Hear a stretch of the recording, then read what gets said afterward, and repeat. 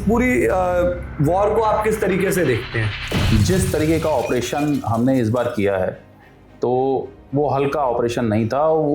मैं समझता हूँ कि इस ऑपरेशन से पहली बार न केवल पाकिस्तान बल्कि दुनिया के कई देश जिनको अपनी एयरफोर्स पे या अपने ऑपरेशंस पर बहुत गर्व रहा होगा, वो आगे इसको केस स्टडी के तौर पर देखेंगे। हम हिंदुस्तान की जो स्पाई एजेंसीज हैं, जो हमारे जो नेटवर्क्स हैं, उन्होंने बहुत पहले फोरकास्ट कर दिया था कि आपको अपना एयर डिफेंस सिस्टम बनाना पड़ेगा, मजबूत बनाना पड़ेगा, और इसीलिए प्रधानमंत्री मोदी ने बड़ी जल्दी से S-400 का चुनाव किया। अगर ईरान अपना परमाणु कार्यक्रम पूरा कर लेता है तो अमेरिका के हालात ठीक वैसे ही होंगे जैसे वर्तमान में नॉर्थ कोरिया के साथ में। हमारे पास हर तरीके का जहाज है, हमने हर देश से थोड़ा थोड़ा लिया हुआ है, तो हम पाकिस्तान के साथ तुलना करना बिल्कुल ठीक नहीं है।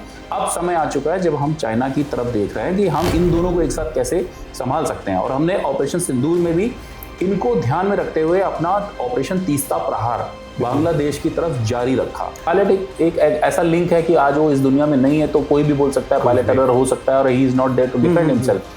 तो इसमें मुझे समझ में आता है कि इसमें टेक्निकल खराबी थी और वो ड्यूरिंग द फ्लाइट आई और इतना बड़ा हादसा हुआ। अदरवाइज एक सेफेस्ट जहाज में जिसमें स्टैंड बाय स्टैंड सिस्टम लगे हुए हैं, अगर ये विमान सिंगल इंजन भी फेल होता तो भी कम से कम 20,000 किलोमीटर जा सकता था।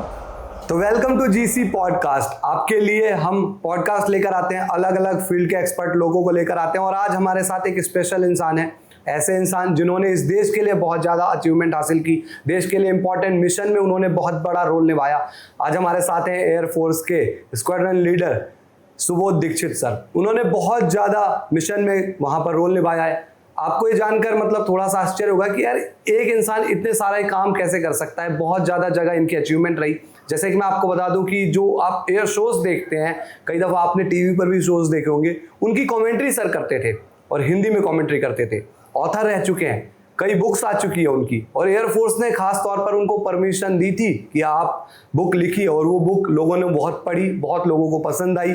इसके अलावा उन्होंने एयर ट्रैफिक कंट्रोल का भी काम किया, और एक ऐसे इंपॉर्टेंट मिशन के बारे में जिसमें आगे आपको हम इस पॉडकास्ट में बताएंगे कि वहाँ पर सर का क्या रोल रहा था। तो सीधे sir, welcome to GC podcast. सबसे पहले मैं चाहूंगा कि जो हमारे व्यूअर्स हैं, आप ये बताइए कि मतलब मैं तो जब बात कर रहा था और इतनी सारी आपकी अचीवमेंट गिना रहा था, मैं खुद शौक में था कि यार इतना ज़्यादा, एक तो एक्सपीरियंस आपके पास है और इतनी ज़्यादा एक्सपर्टीज कैसे, हर चीज़ में आप माहिर ही हैं।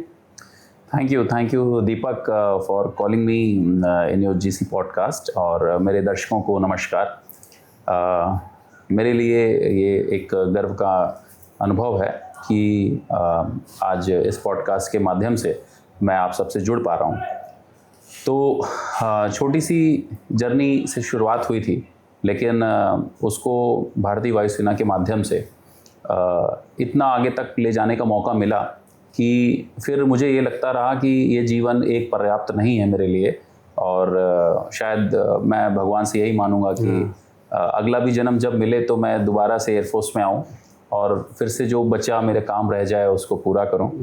तो basically I am from Kanpur, और यहीं से ही मेरी जो मेन शिक्षा दीक्षा हुई है 10वीं के बाद की, वो कानपुर से ही हुई है। एंड मेरे ग्रैंडफादर जो थे वो आर्मी में थे, मेरे फादर भी आर्मी से रिटायर हुए।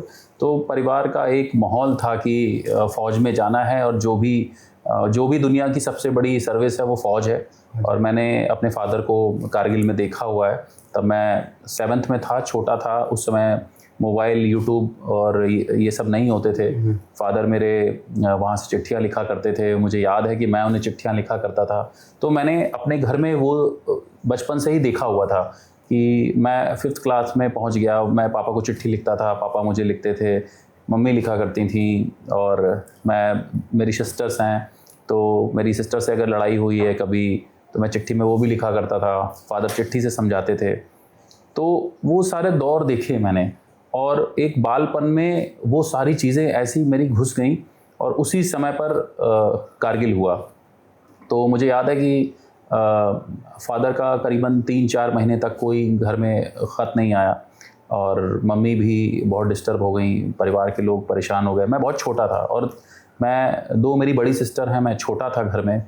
तो मुझ कम उम्र में बहुत जल्दी जिम्मेदारी का एहसास हो गया कि ऐसे नहीं चलेगा, तुमको करना पड़ेगा, कुछ आगे बढ़ना पड़ेगा, और दिस इज़ द लाइन। तो मुझे याद है मैंने 9th क्लास से ही फादर के जूते पहनने शुरू कर दिए थे, और वही पहन के स्कूल भी जाता था मैं। और उठते बैठते चलते बस मेरा एक ही ध्येय था कि किसी तरीके से फ़ौज में जाना है, फ़ौज में अफसर बनना है। तो उस समय पहले शुरुआत में मेरा दिमाग ये था कि फादर आर्मी में थे तो आर्मी में ही जाना है। फिर उसके बाद कारगिल लड़ाई में जब फ्लाइट लेफ्टिनेंट नचिकेता और फ्लाइट लेफ्टिनेंट और स्क्वाड्रन लीडर अजय आहूजा, ये 2 घटनाएं हुई जिसमें हमारे बीच स्क्वाड्रन लीडर अजय आहूजा तो अब नहीं है, वो शहीद हो गए देश के लिए। तो पहली बार मेरे दिमाग में कुछ ऐसा आया कि नहीं, मुझे एयरफोर्स में जाना है। अच्छा। और उसको फॉलो करते करते ये जर्नी स्टार्ट हुई, और मैं अगस्त 2012 में मैं AF कैट के थ्रू सेलेक्ट होकर के ट्रेनिंग के लिए पहुंचा, और दिसंबर 2013 में मैंने अपनी पूरी ट्रेनिंग को कंप्लीट किया। इसके बाद ट्रेनिंग कंप्लीट करने के बाद मेरा वहाँ पर ब्रांच जो मुझे मिला तो एयर ट्रैफिक कंट्रोल ऑफिसर का मिला। तो प्राइमरली एडमिनिस्ट्रेशन के 2 पार्ट हो जाते हैं, एक आगे चल के कुछ अधिकारी फाइटर कंट्रोलर बनते हैं और कुछ ATC के अफसर बनते हैं। तो मैंने ATC चूज़ किया था। नहीं, बिल्कुल। देखिए, सर ने अपने अचीवमेंट बताई, लेकिन आज हम इस पॉडकास्ट में ना बहुत सारे इंपॉर्टेंट टॉपिक्स पर बात करेंगे। और पिछले 2-3 महीने में तो हमने एयरफोर्स के बारे में ही सुना है, समझा है, क्योंकि कभी हम देखते हैं इंडिया पाकिस्तान की वॉर शुरू हो गई, पहले हम सोचते थे कि यार हमारे जवान जो हैं वो जाएंगे सरहद के पास और वहाँ पर लड़ाइयाँ होगी, लेकिन अब जो लड़ाई है वो आसमान में ही होती है, तो वो भी सर से समझेंगे। इसके अलावा ईरान इजराइल के बीच जो वॉर हुआ, हमने देखा कि ऐसी ऐसी मिसाइलें दागी गई जो हमारी समझ से बाहर थी, तो सर उसको बहुत ही बेहतरीन तरीके से आपको समझाएंगे। और भी बहुत ज़्यादा important topic, Ahmedabad plane crash, क्योंकि ऐसी चीज़ हुई जिसने पूरी कंट्री को हिलाकर रख दिया। एक इंसान बस बचा, और वो भी किस तरीके से बचा, उसके बारे में भी सर से डिस्कशन करेंगे कि आखिर वहां पर क्या चीज़ रही थी, और भी बहुत सारी चीज़ें। सर का मैं आपको बताऊं तो सर ने इंडिगो के लिए भी बहुत टाइम दिया है, जो आप जानते हैं कि इंडिगो एयरलाइंस, उसके बारे में भी बात करेंगे। तो सर हम सीधे आते हैं अभी इंडिया पाकिस्तान की जो सिचुएशन हुई थी और वॉर हुआ था, और धीरे धीरे करके हम आगे बढ़ेंगे एक टॉपिक पर। और इस पर मैं चाहूँगा कि आप सबसे पहले ये बताएं कि अभी तक हम देखते थे कि लड़ाइयाँ हो जाती थी, और हमने देखा है कि इंडिया पाकिस्तान के बीच जब भी लड़ाई हुई, सरहद के पास लड़ाई हुई, और जिसमें हमारे आर्मी की बहुत ज़्यादा इंपॉर्टेंस रही। लेकिन इस बार की लड़ाई अलग थी, और हम हर रोज़ देखते थे कि पहले इंडिया ने ऑपरेशन सिंदूर किया, फिर उधर से ड्रोन और मिसाइलें आनी शुरू हुई, लेकिन हमारे सिस्टम ने सबको मिटा कर रख दिया, कोई भी चीज़ इंडिया में नहीं एंटर कर पाई। तो आप बताइए, इस पूरी वॉर को आप किस तरीके से देखते हैं? देखिए, जिस तरीके का ऑपरेशन हमने इस बार किया है तो वो हल्का ऑपरेशन नहीं था। मैं समझता हूँ कि इस ऑपरेशन से पहली बार न केवल पाकिस्तान बल्कि दुनिया के कई देश, जिनको अपनी एयरफोर्स पे या अपने ऑपरेशंस पर बहुत गर्व रहा होगा, वो आगे इसको केस स्टडी के तौर पर देखेंगे। और मैं समझता हूँ कि जिस तरीके से हिंदुस्तान ने एक हिम्मत दिखाते हुए अपना काम किया, और आप देखिए कि एक छोटी सी बात जिसको जनता समझ रही थी कि बस ठीक है, आतंकवादी घटना होगी और हम अटैक कर देंगे, हमारे देश के प्रधानमंत्री ने बहुत साफ बोल दिया कि हिंदुस्तान इसका बदला लेगा, और ऐसा बदला लेगा कि लोग याद रखेंगे। तो ये ऑपरेशन इतना सटीक था। आप वेस्टर्न मीडिया को देखेंगे तो वो हमेशा पाकिस्तान को ही बोलती रहेगी। क्यों?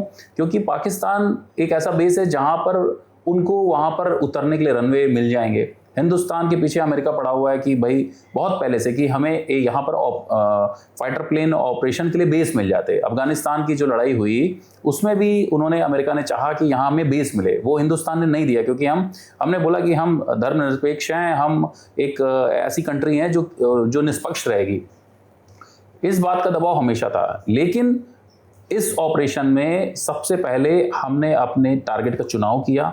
हमने ये भी सोचा कि अगर उन्होंने ये किया तो इसके बाद अगला क्या करेंगे, वो अगला भी उन्होंने कर दिया तो उसके बाद क्या करेंगे। और हमारे विदेश मंत्री जिस नूर खान एयरबेस की बात करते हैं, तो एक बड़ा वीडियो वायरल हुआ था जिसमें विदेश मंत्री कुछ दिनों पहले गए थे और वहां पर उन्होंने अपना काला चश्मा निकाल के रखा था। आज उसका तहस नहस कर दिया, हमने उसको बर्बाद कर दिया। लेकिन सर एक चीज़ बताइए ना कि जैसे हमने एक चीज़ देखी कि यार हमारे पास जो S-400 आया और कितनी भी मिसाइलें आ जाए, कुछ भी आ जाए, ड्रोन वगैरह, मतलब इंडिया में वो एंटर नहीं कर पाएगा। और इससे क्या है, लोगों के अंदर आती है एक सेंस ऑफ सिक्योरिटी कि यार हमारे पास, जो कि आई थिंक रसिया के साथ कोलैबोरेशन में वो चीज़ तैयार की गई है। तो उस चीज़ को आप किस तरीके से देखते हैं? दूसरा क्या, इन फ्यूचर हम उसी तरफ जाएंगे कि यार हम तो किसी के ऊपर अटैक कर सकते हैं, लेकिन हमारा जो डिफेंसिव सिस्टम होता है, जैसे क्रिकेट में बात करते हैं कि आप अटैक तो कर सकते हैं लेकिन जिसका डिफेंस सॉलिड रहा वो एक अच्छा बैटर होता है। तो इंडिया के उस तरफ ज्यादा चीजें देख रहा है फ्यूचर में? बिल्कुल। देखिए, हिंदुस्तान ये मान के चल रहा है कि आने वाले समय में चाइना हिंदुस्तान पर अटैक करेगा। चाइना एक ऐसी कंट्री है जिसने विस्तारवादी नीतियों को अपनाया है। उसका पूरा मैप आप चाइना का देखेंगे तो आप देखेंगे कि उसमें भूटान, तिब्बत और अभी ताइवान जो उसका अगला टारगेट है, ऐसे ही जापान का कुछ इलाका, फिर रशिया से भी उसके बॉर्डर डिस्प्यूट्स हैं। तो उसने अपनी विस्तारवादी नीतियों के चलते कुछ, कभी आप सुनने में आते होंगे कि हमारे खुद के रक्षा मंत्री अगर अरुणाचल प्रदेश का दौरा करते हैं तो उस पर ऑब्जेक्शन उनको हो जाता है, वो उसके नाम बदल देते हैं। तो हम हिंदुस्तान की जो स्पाई एजेंसीज हैं, जो हमारे जो नेटवर्क्स हैं, उन्होंने बहुत पहले फोरकास्ट कर दिया था कि आपको अपना एयर डिफेंस सिस्टम बनाना पड़ेगा, मजबूत बनाना पड़ेगा। और इसीलिए प्रधानमंत्री मोदी ने बड़ी जल्दी से S-400 का चुनाव किया, जो हमारे पाकिस्तानी बॉर्डर पे रखा दिए गए। हाँ, अब कुछ लोगों को कहना है कि इस अटैक के बाद चाइना ने हमसे बहुत कुछ सीख लिया कि अच्छा ठीक है, ये हमारी HQ-9 को कैसे हैंडल करते हैं, इनके पास कितनी ड्रोन कैपेबिलिटी है, कौन कौन से हमारी चीज़ें स्कैन हो जाती हैं। तो चाइना ने सीखा, बट सेम टाइम पे हमने भी सीखा कि हमारे पास, हम अपने हक से निकल करके बाहर आपको कितना मार सकते हैं। और दुनिया ने भी देखा कि हिंदुस्तान डरने वाला नहीं है। अभी आप देखिए कि SCO समिट में हमारे रक्षा मंत्री ने मना कर दिया चाइना को कि आप अपने मुद्दों पर पहलगाम जैसी घटना की चर्चा नहीं करते हैं और आप रीजनल कोऑपरेशन, रीजनल शांति की बात करते हैं। ये एक ऐसा मूव है जो पूरे वर्ल्ड में दिखा रहा है कि भारत दबने वाला नहीं है। तो इसी तरीके से S-400 जैसी जो आज जिनका हमें फायदा मिल रहा है, इसने हमें बड़ा लेसन दिया है कि अगर हिंदुस्तान की जो डिफेंस मैन्युफैक्चरिंग कंपनियां हैं जितनी जल्दी अपना प्रोडक्शन इंडिजनाइज कर लेंगी, उतनी जल्दी हमें जो डिफेंस के इक्विपमेंट चाहिए वो हमें मिल सकते हैं। क्योंकि भारत का क्षेत्रफल बहुत बड़ा है, तो उस क्षेत्रफल को एयर डिफेंस सिस्टम से प्रोटेक्ट करना बहुत बड़ी जिम्मेदारी है।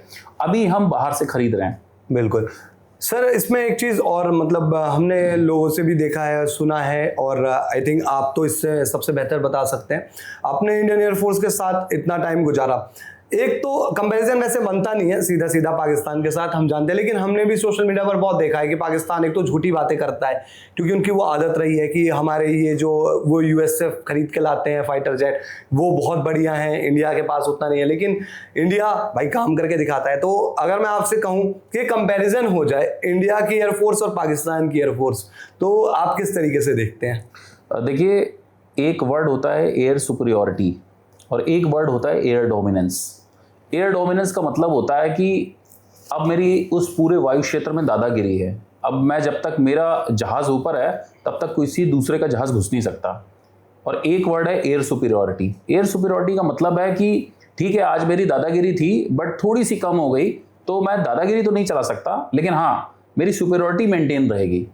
तो कारगिल के वॉर के बाद में जब पाकिस्तान को F-16 मिले, तो F-16 को मिलने के बाद से उन्होंने एयर सुपीरियॉरिटी को बहुत जल्दी पाया। हम हिंदुस्तान में चूंकि रशियन फ्लीट को ऑपरेट कर रहे थे और हमारे पास अपग्रेडेशन के बहुत सारे काम थे, तो हमने मिराजेस को अपग्रेड करना स्टार्ट किया, जैगुआर को अपग्रेड करना स्टार्ट किया, वो काम किया और हम अपने तेजस के कार्यक्रम में पीछे चले गए। अब हम MiG-21 के फेज आउट में काफ़ी हद तक आगे निकल चुके हैं।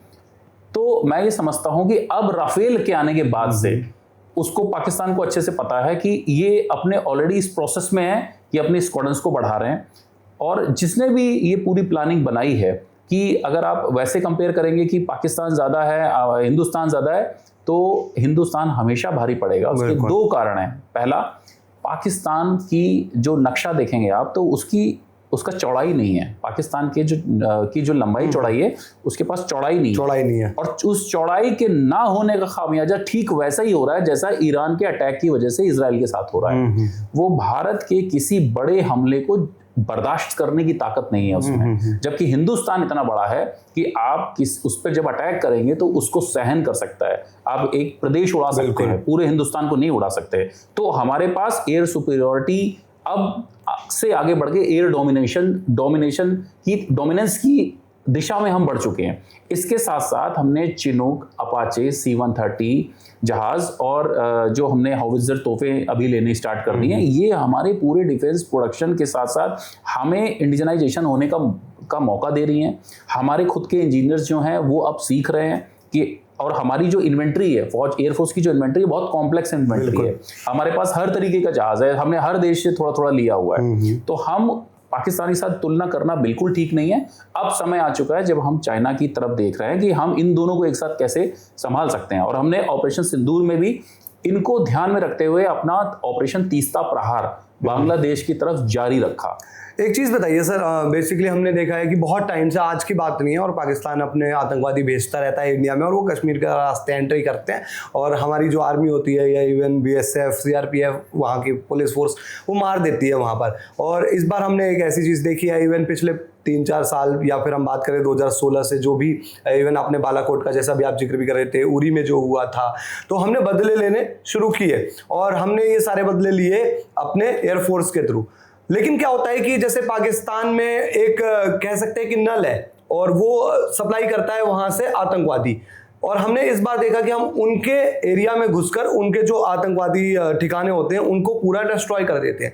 तो क्या कुछ ऐसी एक्टिविटी इंडियन एयरफोर्स फ्यूचर में कर सकता है कि एक ही बार काम खत्म कर देते हैं ना, बार बार की बात क्यों, जो उनका मेन सोर्स है वहां पर जहां से वो आतंकवादी प्रोड्यूस करते हैं वहीं खत्म कर देते हैं, तो फिर उसके बाद ना रहेगा बांस ना बजेगी बांसुरी। वो हमने किया, ये हमने सेकंड टाइम किया। बालाकोट में जो किया वो हमने प्रीएम्प्टिव एयर स्ट्राइक की, वो वही की थी, एंड ये ऑपरेशन सिंदूर भी वही काम था। लेकिन इस बार हमने एक के बाद स्टेज 1, 2, 3 भी पार कर दिए।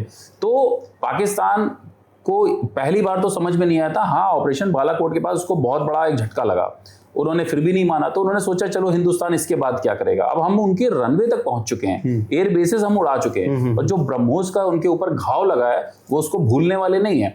तो आपने जो क्वेश्चन पूछा कि हम एक बार में उड़ा देते हैं, तो टेररिस्ट ग्रुप का नेटवर्क ऐसा नहीं है कि ये किसी मकान में रहते हैं। ये एक ऐसा नेटवर्क है जो एक विशेष मानसिकता के साथ चलते हैं और अपने तरीके की मानसिकता के लोगों को पैदा करने का काम करते हैं। तो आप अगर ये सोचेंगे कि इनके कुछ स्ट्रक्चर बने, हम बम गिरा देंगे और ये खत्म हो जाएंगे, नहीं, हम इनको डिले कर सकते हैं, इनको झटका दे सकते हैं, लेकिन हम इनको खत्म नहीं कर सकते तुरंत। फॉर एग्जांपल, अमेरिका ने अफगानिस्तान में 20 साल पिटाई की, 20 साल पिटाई की, अंत में क्या हुआ, वो वहां से अपना सब कुछ लेके चला गया। तो लेकिन उसका फायदा क्या हुआ अमेरिका को, 9/11 हमले के बाद उसने जो पिटाई की, उसके बाद फिर कभी अमेरिका की तरफ उठा के किसी ने देखा नहीं। तो वो जो पिटाई अमेरिका ने की, अब हिंदुस्तान उस पर आ चुका है कि आपने हमारे पास कुछ भी छोटा काम किया तो हम ये मान के चलेंगे कि आप हमारे साथ युद्ध करना चाह रहे हैं। उसके बदले की पिटाई हम छोटी नहीं करेंगे, हम वहां तक मारेंगे जहां तक हमको समझ में आएगा। लेकिन सर, पाकिस्तान इतना झूठ क्यों बोलता है? मतलब पूरे वर्ल्ड में जाकर उनको भी पता है कि उनकी पिटाई हो चुकी है, और उनको भी पता है कि इंडिया के सामने वो टिकेंगे नहीं। तो हमें पता है कि उनकी नीयत क्या है और कैसे है, लेकिन इतने झूठ बोलकर वो कब तक अपनी इज्जत छुपाएंगे? ये तो वो वाली बात हो गई है कि अब कोई आदमी डांट खाने के बाद तो चलिए ठीक है, चेहरा अपना दिखा सकता है क्योंकि उसका गाल लाल नहीं है, लेकिन अब थप्पड़ बहुत जोर से मारा गया है तो उसको छुपा नहीं सकता, लेकिन अपनी जनता के सामने भी खड़ा होना है, तो उसके पास कोई ऑप्शन नहीं है, कोई ऑप्शन नहीं है। वेस्टर्न मीडिया हमेशा यही दिखा रही है कि पाकिस्तान ने ऐसा कर दिया और पाकिस्तान ने उनको फील्ड मार्शल बना दिया, तो वो जश्न मना रहे हैं, बट इंटरनली दे नो। आपने एक चीज नोटिस की होगी कि पाकिस्तान जब झूठ बोल रहा है इतना, तो India is not countering. India बोल नहीं रहा कि नहीं तुम झूठ बोल रहे हो। इंडिया कुछ नहीं कह रहा है, इंडिया कह रहा है हमने अपना काम कर दिया, अब आप पूरे देश में ढिंढोरा पीटिए, हमें जो करना था हमने कर दिया। हमने अपनी डेलीगेशन जाकर भेजी ना अलग अलग मुल्कों में, जहां पर जाकर सच बताया गया है। हाँ, इंडिया इतना क्लीन चला है कि उसने कुछ भी करने से पहले शाम को कॉन्फ्रेंस की है, हमने क्या किया वो बताया है, उसके बाद उसका रिप्रेजेंटेशन कर दिया है। बट आपने देखा होगा कि हमारे यहाँ ऐसा नहीं हुआ कि हमने इस घटना के बाद हमने एयर चीफ को फील्ड मार्शल बना दिया हो या आर्मी चीफ को फील्ड मार्शल बना दिया हो। India did what was required, India did to the pinpoint, और हमें जितना बताना था हम बता के चुप हो गए। झूठ बोलने वाला ये ठीक वैसे एग्जाम्पल है चोर की दाढ़ी में तिनका। इनमें तो ये भी कहा जा रहा था ना कि जैसे कि वहां पर बता दिया कि पाकिस्तान जीत गया और उनके वहां के ऐसे ऐसे मूर्ख लोग हैं जो मतलब सेलिब्रेट भी कर रहे हैं, तो लोग कह रहे थे कि भाई वो तो भला है कि इंडिया पाकिस्तान का मैच या वर्ल्ड कप टीवी पे आ जाता है, अदरवाइज वो लाइव ना दिखाई दे तो ये लोग तो कहेंगे कि हमने सारे वर्ल्ड कप हमने ही जीत लिए हैं, किसी ने जीते ही नहीं। वो तो ये भी बोल रहे थे कि इंडिया की हमारे हैकर्स ने इंडिया के स्टेडियम की फ्लडलाइट भी हैक कर दी। कर दी। और जबकि ये ठीक है, अपने कहते हैं ना कि अपने बारे में आप अपनी गलतफहमी पालिए, बाकी दुनिया को आपकी सच्चाई पता है। सर लेकिन अब यहाँ से इंडियन एयरफोर्स का फ्यूचर आप किस तरीके से देखते हैं? हमने बहुत अच्छी टेक्नोलॉजी हमारे पास आ गई है, लेकिन अभी भी ना एक आम इंडियन यही सोचता है कि ठीक है हम रशिया के साथ डील करते हैं, हम यूएस के साथ डील करते हैं, मेक इन इंडिया जो प्रोजेक्ट चलाया था नरेंद्र मोदी जी ने, उस पे हम आगे किस तरीके से बढ़ेंगे? और अपने कंट्री में जैसे हमने सुना भी कि कई मिसाइलें अब तैयार हो रही है, ऐसी ऐसी मिसाइलें बनाई जा रही है जो बहुत बेहतर है, तो एयरफोर्स का फ्यूचर इंडिया में क्या है? हम अपनी तरफ से क्या तकनीक लाएंगे? और इवन हम बाहर से अगर कुछ चीज ट्रेड कर रहे हैं तो उस पर क्या हमारी स्ट्रेटेजी है? देखिए, ये सवाल का जवाब भारतीय वायुसेना अध्यक्ष ऑपरेशन सिंदूर के तुरंत बाद बोल चुके हैं, और बहुत साफ साफ बोला है उन्होंने। और इससे पहले एयर शोज जो बेंगलोर में हुआ था एरो इंडिया का, उसमें भी उन्होंने बहुत साफ बोला था कि हमको ज़रूरत क्या है। हमको ज़रूरत है इस समय इंडिया में डिफेंस प्रोडक्शन को बढ़ाने की, एयर पावर को और मजबूत करने की, और अपनी नंबर ऑफ स्क्वाड्रंस बढ़ाने की। जो हमारे एयर चीफ हैं उन्होंने बिल्कुल साफ बोला है कि उन्होंने ऐसा कोई कॉन्ट्रैक्ट अभी तक नहीं देखा जिसमें उन्होंने कहीं पे किसी भी पार्टी के दौर में वो साइन हुआ हो जो टाइमली पूरा हो गया। हमेशा एक्सटेंशन दे दिया जाता है। देखिए, एक चीज़ तो मैं मानता हूँ कि जो डिफेंस का इक्विपमेंट को खरीदने का जो डिसीजन होता है ये बहुत लेंथी प्रोसेस है। पहले तो ट्रायल्स होते हैं, आपको डिसाइड करना पड़ता है कि मार्केट में क्या क्या अवेलेबल है, मेरी ज़रूरत क्या है, वो मुझे कहाँ ऑपरेट करना है। फिर इंडिया क्या है, लैंड ऑफ डाइवर्सिटी है। आपको एक जहाज़ अगर खरीदना है तो उसके ट्रायल्स आपको लद्दाख से लेकर के कोयम्बटूर, फिर आपको राजस्थान की गर्मी में, और फिर आपको मुंबई में, हर जगह जाकर के ऑपरेट करना है। तो हमारे हर जगह का वेदर भी अलग अलग है। उसके बाद में आता है कि हमारे पायलट वहाँ जाते हैं, जाने के बाद उसको वहाँ पे ट्रेनिंग होती है, तो it is a very long process. लेकिन अभी नाउ टाइम हैज़ कम, जो हमारे चीफ ने साफ बोल दिया है, और बिल्कुल सही है, मैं बिल्कुल एग्री करता हूँ उनकी बात से, कि अगर इंडिया यहाँ से अपने डिफेंस प्रोडक्शन को नहीं बढ़ाता है तो बहुत पीछे जाएंगे। और आप एम का प्रोजेक्ट देख लीजिए, जो हमारा अभी 5th जनरेशन फाइटर जहाज आने वाला है, तो वो आज के दौर से हम देख रहे हैं तो 2032 में हमें डिलीवर होगा, 2032 में हमें डिलीवर होगा, और 2028 में उसकी पहली टेस्ट फ्लाइट प्लान्ड है। इसके अलावा इंडिया में उस स्टील्थ फाइटर का जो 5th जनरेशन होगा, उसकी पूरी असेंबली लाइन बन के फुल फ्लेज्ड जो उसका प्रोडक्शन है वो 2042 आ जाएगा। और उस समय तक अभी आपने देखा कि चाइना ने ऑलरेडी 6th जनरेशन की फ्लाइट कर रखी है। तो हम काफ़ी डिस्टेंस है हमें, तो हमें सच्चाई को मानना ही पड़ेगा। इस पॉडकास्ट में मैं बिल्कुल तारीफ कर सकता हूँ, नहीं हम बहुत स्ट्रांग हैं, हम बिल्कुल ठीक है, नो डाउट हम हैं, बट हमारा अपोनेंट कौन है, हमें कहाँ देखना है। अगर हमें जहां देखना है हमें उसकी तुलना करनी है कि आज का हमारा दुश्मन ठीक है, हम यहाँ पर हैं, बट वो कितनी रेस तेजी से चल रहा है और हम कहाँ पर है। सर एक चीज़ मैं मतलब इस पे आप अब चाइना पे आना चाहूँगा। ठीक है, पाकिस्तान तो हम जानते हैं कि उनसे हम बहुत आगे, और एक लोगों के मन में भी रहता है कि यार चाइना जो है हमसे इवन इकोनॉमिकली देखा जाए तो वो ठीक है, उनकी जीडीपी बहुत ज़्यादा है। लेकिन एक चीज़ बताइए, आज हम इंडिया वर्सेस चाइना का एयरफोर्स कंपेयर करते हैं, तो दोनों कंट्री में आप किसे ज़्यादा बेहतर देख रहे हैं? और अगर हम मान लें कि चलो चाइना बेहतर भी है, तो इंडिया उस लेवल पर या उससे आगे कैसे निकल सकता है? देखिए, चाइना और इंडिया की जब आप फोर्सेस का आकलन करेंगे तो सबसे पहले आपको क्षेत्रफल को भी देखना पड़ेगा। चाइना हमसे क्षेत्रफल में बड़ा है, काफ़ी बड़ा है। दूसरा क्या है कि उनके पास नंबर ऑफ एयरक्राफ्ट बहुत ज़्यादा है, ज़्यादा हैं, उनके पास असेंबली लाइन है, उनके आपने देखा वो अंतरिक्ष में एंटी सैटेलाइट मिसाइल भी बना चुके हैं। वो ऐसे देशों में शामिल है जो आज अपना खुद का रॉकेट लॉन्च कर सकते हैं। तो हम उसको हल्के में नहीं ले सकते। वो एक इकोनॉमिकल पावर है, वो एक ऐसा देश है जहां पर लोकतंत्र नहीं है, वो एक ऐसा शासन है जहां पर जो डिसीजन ले लिया गया है उसको फॉलो करना पड़ता है। किसी आपने ऐसे देश में रशिया के अलावा नहीं देखा होगा जहां पर छोटी सी बात में, कोविड के टाइम पे आपने देखा अमेरिका के जो एम्बेसी के लोग थे उन्होंने वापस बंद करा दिया, तो वापस भेजा कि आप जाइए वहां पर। इतनी हिम्मत जिसमें होती है वो वही होता है जिसमें इकोनॉमिकल पावर है। और चाइना उस स्टेट में है जहां पर उसकी असेंबली लाइन, प्रोडक्शन लाइन, वो सब बहुत आगे है। हाँ, जब हम बात करते हैं कि हम उसकी तुलना में अभी कहाँ हैं, तो मेरा ये पर्सनल मानना है कि आप नंबर ऑफ एयरक्राफ्ट और number of tank, number of persons उन पे मत जाइए, क्योंकि हमारा उसके साथ जब भी तुलना करेंगे तो पॉपुलेशन ऑलमोस्ट सेम है।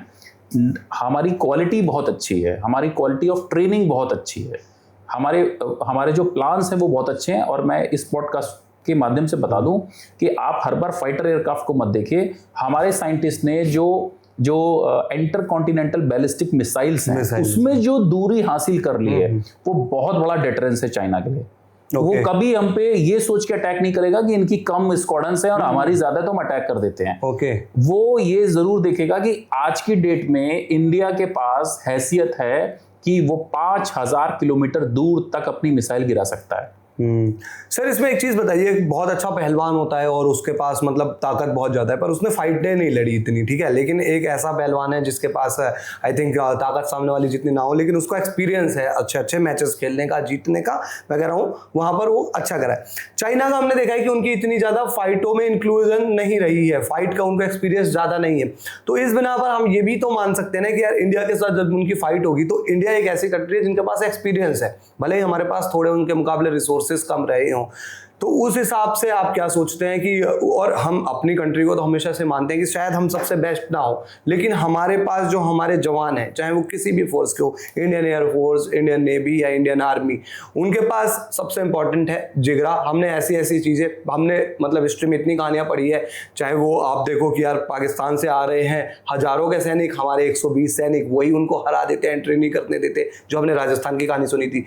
तो उस हिसाब से इंडिया भारी पड़ सकता है चाइना पर। चाइना के साथ युद्ध जो आप उसकी बात कर रहे हैं कि फील्ड में उनकी सेनाएं घुस जाएंगी और आमने सामने की टक्कर होंगी, ऐसा कभी नहीं होगा, कभी भी नहीं होगा आने वाले समय में। इसलिए नहीं होगा कि छुटपुट घटनाएं, जिसको लो कॉन्फ्लिक्ट वॉर कहते हैं, लो कॉन्फ्लिक्ट इंटेंसिटी की छुटपुट घटनाएं जो आपने गलवान में देखी, ये जरूर होंगी। चाइना की स्ट्रेटजी हमेशा ये रही है कि आप अपोनेंट में जो भी खड़ा है उसको थोड़ा सा धमकी दीजिए, उसको बातों में उलझाइए और उसकी जमीन पर आप 2 कदम आगे बढ़ के कब्जा कर लीजिए, फिर नेगोशिएशन करिए और 1 कदम पीछे आ जाइए। तो जब मैं आपकी जमीन पर 2 कदम अंदर आ गया था, आपसे नेगोशिएशन किया, तो उसके बाद मैं 1 कदम पीछे आया, तो आपके दिमाग में ये हो गया कि यार ये पीछे हट गया है, बट मैंने आपका 1 इंच ले लिया। सही बात। तो ये जब छुटपुट घटनाएं आगे धीरे धीरे बढ़ती हैं तो जो छोटी कंट्री है उसके खिलाफ तो वो पूरा चढ़ जाता है। फॉर एग्जाम्पल ताइवान है, ताइवान को बोलता है जब तुम तो ताइवान हो ही नहीं, तुम तो चाइना हो, मैं कभी भी तुम्हारे ऊपर आ जाऊंगा। तो ऐसे वो है, तिब्बत है, उन सब के साथ उसने यही किया है। लेकिन हिंदुस्तान की जब बात आती है तो हिंदुस्तान का सबसे अच्छी चीज़ क्या है कि हमारे जो विश्व पटल पे जो हमारी कूटनीति है, जो हमारी अन्य देशों के साथ अच्छी ट्रीटीज हो रखी हैं, जो हमारी मैन पावर स्ट्रेंथ है, हम चाइना के लिए खुद एक मार्केट हैं। तो आप खुद जानते हैं कि जब आप अपने जहां पर आपकी मार्केट है, आप उसके साथ क्यों लड़ना चाहेंगे। बिल्कुल। हाँ, आप ये जरूर चाहेंगे कि सामने वाला आपसे दब के रहे, ये आप जरूर चाहेंगे, और चाइना हमेशा ऐसा करता है। लेकिन सर, ये मार्केट बनाने वाली बात है, मैंने आई थिंक कहीं पढ़ा था कि हमारी गलवान वैली के पास या इवन सिक्किम के पास चाइना के साथ ट्रीटी थी कि जो हमारी आर्मी इंक्लूड होगी, आई थिंक वहां पर गोली बंदूक यूज नहीं हो सकते, आप वैसे लड़ सकते हैं जो हमने आई थिंक 2020 के आसपास भी हुई कि लाठी डंडों से लड़ाई हुई थी, और पहले उनके सैनिकों ने हमला किया, फिर बाद में हमारे भारत के सैनिक गए और उन्होंने उनको ढंग से मारा। तो उस बीच एक चीज मैंने और पढ़ी है, मैंने देखा कि चाइना जो है गलवान वैली के पास अपनी साइड डेवलपमेंट करा रहा था, क्योंकि उनके पास ऑब्वियसली पैसा बहुत है, वो डेवलपमेंट कराते हैं। और हम आई थिंक आज से 20 साल पहले या 15 साल पहले इतना ज्यादा फाइनेंशियली उस तरीके से कंट्री धीरे धीरे ग्रो कर रही थी, और आज हम अपने साइड में यहाँ पर डेवलपमेंट अच्छी हो रही है। और आई थिंक इंडिया भी इंतजार कर रहा है कि एक टाइम पर डेवलपमेंट हो जाए, क्योंकि आपको भी पता है सर, आप तो खैर इस चीज में सबसे बेहतर ही जानते हैं कि जब भी कोई ऐसी वॉर होती है तो आपका ट्रांसपोर्टेशन सिस्टम बेहतर होना चाहिए, जिससे कि टाइम पर फूड पहुंच सके, जरूरत की सारी चीजें पहुंच सके, आपकी आर्मी पहुंच सके। तो उस पॉइंट के लिए इंडिया का जीडीपी का ग्रो होना बहुत इंपॉर्टेंट रखता है आगे चलकर। तो आप ये सोचते हैं कि अभी हमें एज अ कंट्री अपनी जीडीपी को चाइना के पास ले जाना चाहिए, और चाइना के पास नहीं तो एटलीस्ट अपने हिसाब से बहुत अच्छा ले जाना चाहिए, और उसके बाद ही हम टक्कर ले चाइना से? देखिए, हर कंट्री अपनी जीडीपी को आगे ही ले जाना चाहती है, हर कंट्री प्रोग्रेस ही करना चाहती है, लेकिन आप किसी भी देश में सबसे बड़ा खर्चा देखेंगे तो डिफेंस बजट का देखेंगे। जब आपने जितना कमाया, आपको पता है कि आपका इतना पैसा डिफेंस में चला गया, जबकि आपके युद्ध नहीं हो रहे हैं। तो अगर इंडिया की बात करें तो इंडिया ने पिछले 10 सालों में, मैं चाइना बॉर्डर पर बहुत ज़्यादा मैंने विजिट किया है, देखा था। अभी हिंदुस्तान उस स्टेट में है जहाँ पर हमने भी अपने चाइना के साथ जो बॉर्डर के इलाके हैं उसको बहुत अच्छा खासा डेवलप किया है। मैंने पर्सनली विजिट किया है वहाँ पर। अब हम कैपेबल हैं अपने जहाज़ों को वहाँ उतारने के लिए, त्वरित कार्रवाई करने के लिए। अब हमारे लिए ब्रह्मपुत्रा रिवर और वो ऊंची पहाड़ियाँ अब कुछ मायने नहीं रखती हैं। हमने वहाँ पर मैं समझता हूँ कि पिछले 10 सालों में एलोंग, बिलोंग, टुटिंग, पासीघाट, विजयनगर, ये जो मैं नाम आपको बता रहा हूँ, ये आप थोड़ा सा गूगल पे भी देखेंगे, ये ऐसे नाम है जहां पर आज इंडियन एयरफोर्स ऑपरेट कर रही है। उसको कोई डर नहीं है, हमारे पायलट्स ट्रेंड है। तो और ये चीज उनको भी पता है, चाइना को भी पता है कि ये जो डेवलपमेंट हिंदुस्तान ने किया, ये पिछले 15 सालों में किया, ये अचानक से सब कुछ खड़ा हुआ और हमने अपना मूव चेंज कर दिया है। हाँ, हमने दुश्मन को ये बताया है कि आप वहां तक तेजी से अपने घर बना रहे हैं, बॉर्डर इलाके में गांव बसा रहे हैं, आप वहां पर रेलवे का ट्रैक लेके आ रहे हैं, तो हम उसमें पीछे नहीं हैं। अब रही बात कि हमारा टारगेट क्या है? हमारा टारगेट चाइना को युद्ध में हराना नहीं है। हमारा टारगेट है एक नॉर्मल पड़ोसी की तरह उसके साथ मार्केटिंग करते रहना, उसके साथ एक अच्छे देश के संबंध बनाए रखना, और अगर वो हमारे तरफ हमें कैप्चर करने का सोचे तो इस काबिल बने रहना कि वो अपने मंसूबों में नाकाम रहे। उसको एक डेटरेंस बनाए रखने के लिए ही हमें अपनी सेना पर खर्चा करना पड़ता है, जो हिंदुस्तान ऑलरेडी कर रहा है। और आपने देखा होगा कि जो 26 जनवरी की परेड जब निकलती है तो उसमें तमाम मिसाइलें, इतनी पलटन और ये परेड और दुनिया भर की सारी चीज़ें, अच्छे एडवांस वेपन और सारी टेक्नोलॉजी जो हमने अभी लेटेस्ट ली है वो डिस्प्ले की जाती है। बिल्कुल। तो वो उसका डिस्प्ले करने का पर्पज़ ये है, उस एयर शो को कंडक्ट करने का और उस डेमोन्स्ट्रेशन का पर्पज़ ये है दुश्मन को बताना और बिना लड़े बताना कि मेरे पास ये है, अगर आप हिमाकत करते हैं तो मेरे पास ये है, आई एम कैपेबल। बिल्कुल नहीं, लेकिन सर हम ऑब्वियसली देखो, बात यह है कि चाइना से जब भी हम आगे भिड़ेंगे और हम एज अ कंट्री तो अपने आप को चाहेंगे कि मजबूत करें, और फाइनेंशियली आप चाहते ही हैं क्योंकि कंट्री में और भी ज़्यादा वहाँ पर अगर डेवलपमेंट देखी जाए। लेकिन इस बीच क्या हो गया है ना कि एक वर्ल्ड वॉर 3 का भी जो खतरा है लोगों के दिमाग में चल गया है। बहुत सारे लोग चीज़ें रिलेट करने लगते हैं, और जिस तरीके से मतलब आजकल वॉर हो रही है पिछले 3 महीनों में, तो और ज़्यादा लोग कहते हैं कि यार 2025 में ही सब कुछ दिख जाएगा क्या। तो आप एक चीज़ बताइए, आगे बढ़ते हैं हम आई थिंक ईरान और इजराइल कॉन्फ्लिक्ट पर बात करते हैं। इसको आप किस तरीके से देखते हैं? बहुत ज़्यादा इन लोगों के बीच में भी एक तो आज की बात नहीं है ये, इवन पूरा मिडिल ईस्ट ही, इजराइल एक तरफ बाकी सारे एक तरफ, ये चलता ही रहा है। लेकिन जो इस बार ईरान और इजराइल के बीच में हुआ और अलग तरीके की वहाँ पर मिसाइलें यूज़ की गई, उस पूरे वॉर को आप किस तरीके से एक्सप्लेन करेंगे? जी देखिए दीपक, जो ईरान इजराइल का वॉर था वो पहले जो छुटपुट घटनाएं हुई और पहले जो धमकियां मिलती रहीं और हमास और हूती और हिजबुल्ला, इन सब के माध्यम से जो इजराइल को सताया जाता रहा, उससे बढ़ के इजराइल ने इस बार किया, और इसमें अमेरिका का पूरा सहयोग था। इनको अच्छे से पता है कि ईरान को अगर हमने परमाणु सक्षम देश बनाने की कोशिश की तो ये ठीक वैसा ही होगा जैसे पाकिस्तान काफ़ी लंबे समय से परमाणु बम बनाने के बाद भारत को धमकी देता आ रहा है कि हमारे पास पाव किलो के भी बम है, हम यहाँ गिरा देंगे और वो हिंदू मुस्लिम देख करके अटैक करेंगे। तो इजराइल नहीं चाहता कि हम अब आने वाले किसी थ्रेट को इम्पावर कर दें या इम्पावर होने दें और भविष्य में वो हमारे एग्जिस्टेंस के लिए खतरा बन जाए। इसी को फोरकास्ट करते हुए 200 एयरक्राफ्ट के साथ उसने स्ट्राइक की। हाँ, मैं समझता हूँ कि इजराइल का भी नुकसान हुआ, और जो आपने देखा टीवी पर कि इजराइल के आयरन डोम नहीं रोक पाए तो और उनके ऊपर भी कुछ मिसाइलें गिरी, उनका भी नुकसान हुआ। डेफिनेटली देखिए, कोई भी सिस्टम आप जब बनाते हैं तो 100% एक्यूरेसी के साथ नहीं बनता है, उसमें एरर होती है। लेकिन कोई भी इक्विपमेंट जब आप बनाते हैं और आपके अपोनेंट को पता चलता है उस वेपन के बारे में, तो 2-3 लड़ाइयों में सक्सेसफुल होता है। लेकिन अब वो 2-3 लड़ाइयों के बाद में अगर लड़ने पर आमादा है और 200 मिसाइलें एक साथ गिरा रहा है, तो 190 मिसाइलें, 195 मिसाइलें उसने रोक ली, 5 मिसाइलें आपके पास गिरेंगी।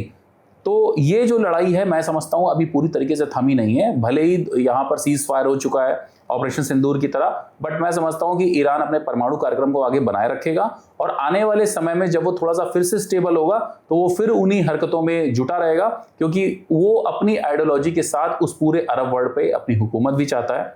और आपने देखा कि ऑपरेशन सिंदूर के टाइम पर उसने हिंदुस्तान का कोई सपोर्ट नहीं किया, उसने पाकिस्तान की तरफ सपोर्ट की बात की। तो मैं देखता हूं जब आज कई चीनी टीवी चैनल्स पे लोग बताते हैं कि इसराइल का हमें तेल मिल रहा है, हमें बोलना चाहिए, और ईरान से हमें तेल मिल रहा है, हमें उसके लिए बोलना चाहिए, तो उन्हें यह भी याद रखना चाहिए कि ऑपरेशन सिंदूर के टाइम में ईरान किस तरफ था, किस तरफ था, और उससे भी अगर हम आइडेंटिफाई नहीं कर पा रहे हैं तो हम अपने दुश्मन को ढंग से पहचान नहीं पा रहे हैं। नहीं सर, बात ये तो है। और इवन इजराइल की तरफ से भी आज की बात नहीं है, ये कहानी बहुत सालों से है। और जो नेतन्याहू है उन्होंने मतलब आई थिंक मैं तो सुन रहा हूँ बहुत सालों से कह रहे हैं कि वहाँ पर ईरान डेवलप कर रहा है और वो न्यूक्लियर बॉम्ब एक खतरा तो देखिए ऑब्वियसली आप जानते हैं मिडिल ईस्ट की कहानी, वहाँ पर इजराइल एक तरफ बाकी सारे एक तरफ। और आई थिंक अभी बैलेंस ये हो जाता है कि इजराइल के पास है वहाँ पर परमाणु हथियार और बाकी किसी के पास नहीं है।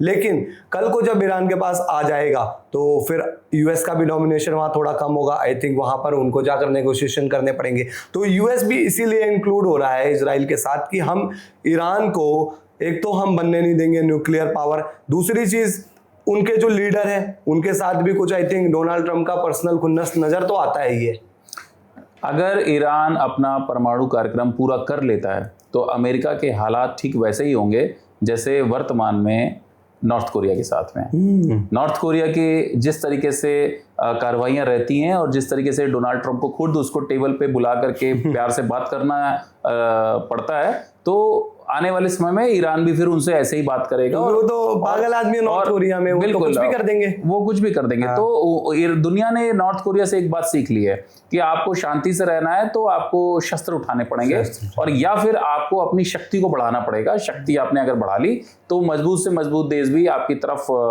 आने से घबराएंगे।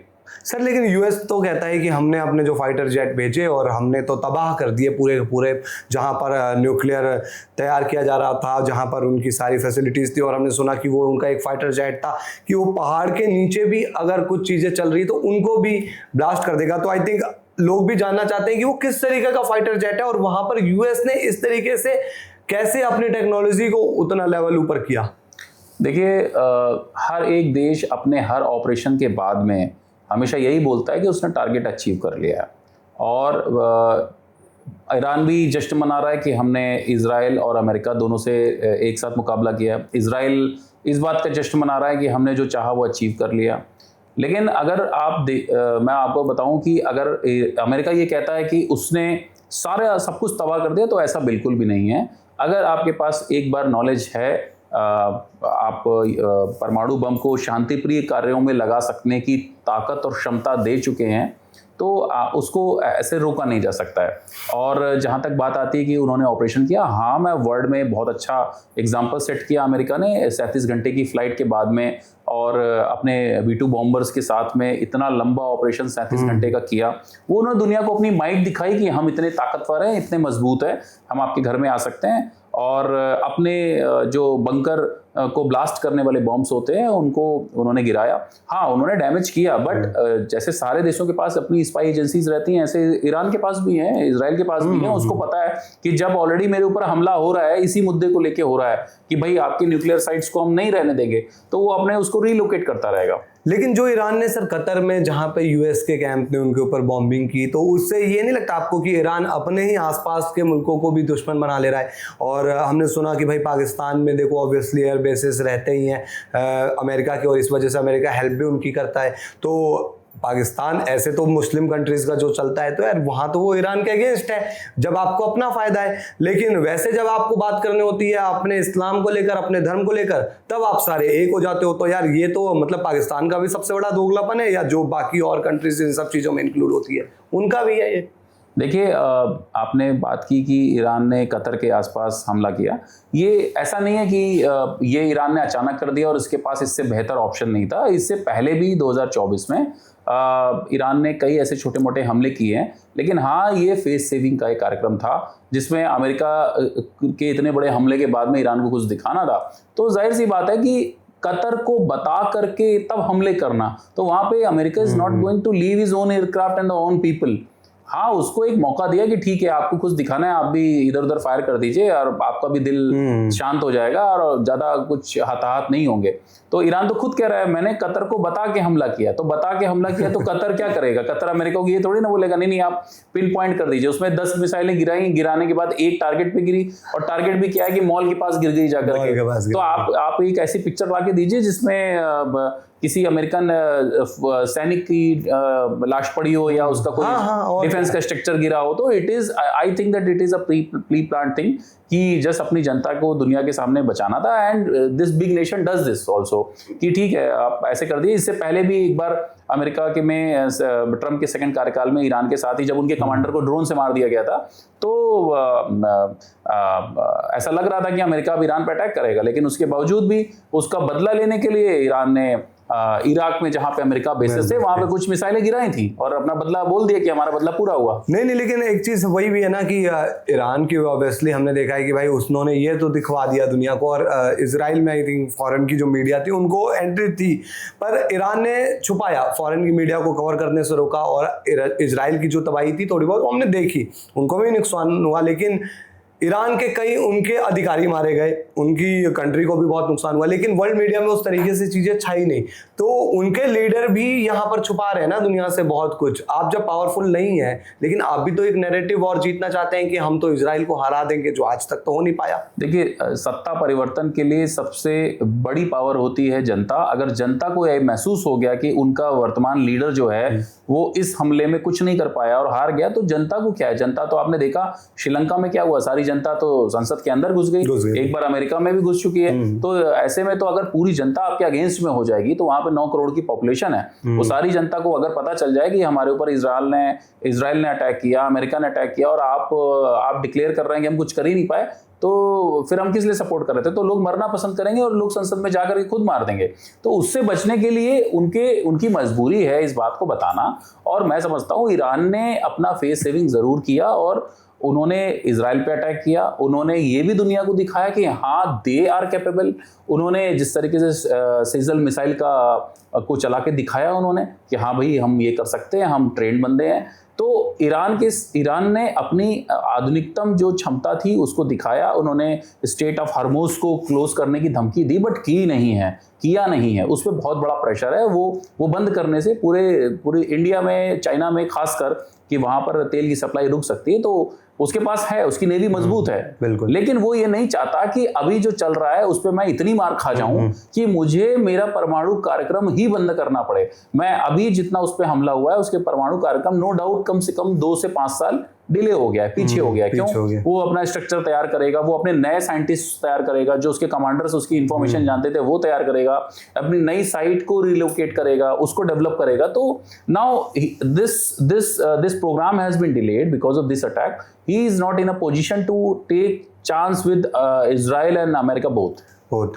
लेकिन एक अगर आपने वेब सीरीज देखी हो मिर्जापुर, बड़ी मतलब वो वायरल भी रही, बहुत लोगों ने देखा, उसमें एक डायलॉग मुझे याद आता है जब कहते हैं कि यार गुड्डू भैया खड़े रहते हैं और उनसे कहते हैं कि यार मुन्ना तुम्हारे घर पर आए और तुम नहीं रहे तो रिस्क है। तो गुड्डू भैया जवाब में कहते हैं कि रिस्क तो तब भी है कि मुन्ना भैया घर आए और लौटे ही नहीं।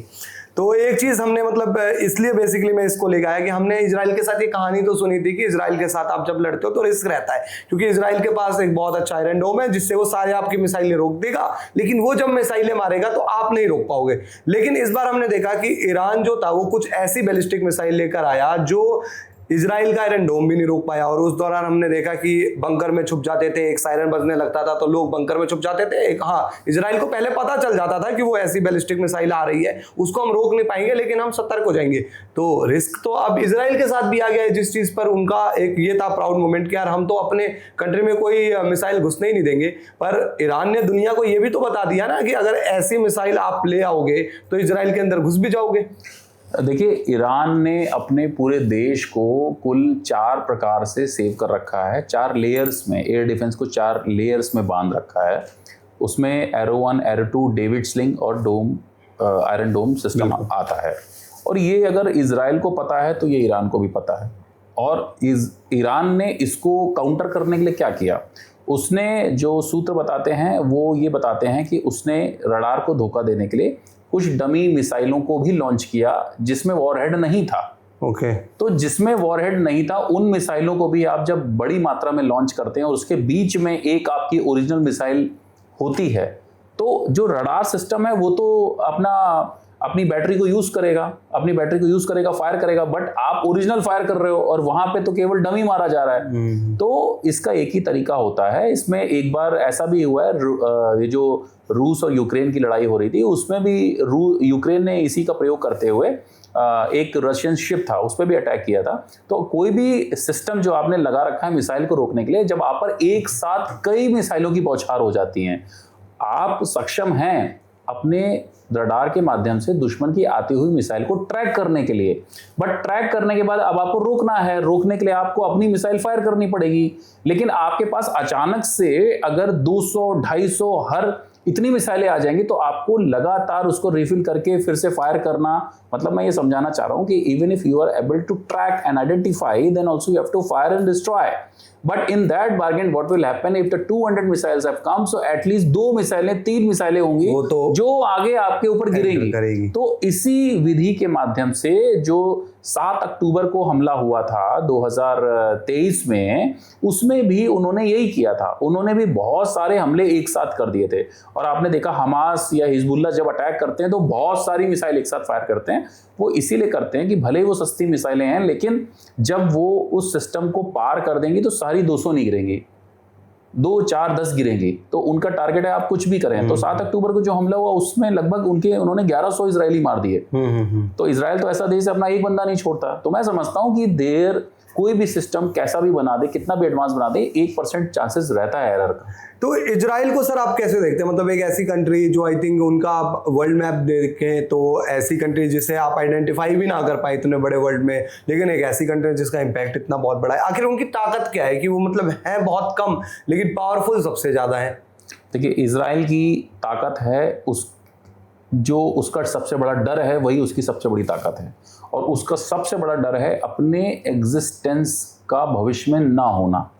उनके लिए डर है कि हमारा एग्जिस्टेंस खत्म हो जाएगा। तो आपको पता है जब कि आपके अस्तित्व पे खतरा है तो आपके पास जो कुछ भी है आप वो लेकर के युद्ध में कूद पड़े हैं। और यही उनकी पावर है। अगर आप बड़ी कंट्री हैं, आपको सेफ, आपको पता है कि मैं बिल्कुल, मुझे कुछ नहीं हो सकता, मैं बिल्कुल ठीक चल रहा हूँ, तो आप सोचेंगे हाँ ठीक है इतना सब पड़ा तो है। लेकिन आप बहुत छोटी कंट्री हैं। और मैं अपने दर्शकों को बताना चाहूँगा कि आप जब भी किसी कंट्री की बात करते हैं तो आप उसको उसके क्षेत्रफल से, उसके नक्शे और उसके आकार के हिसाब से मत आंकिए।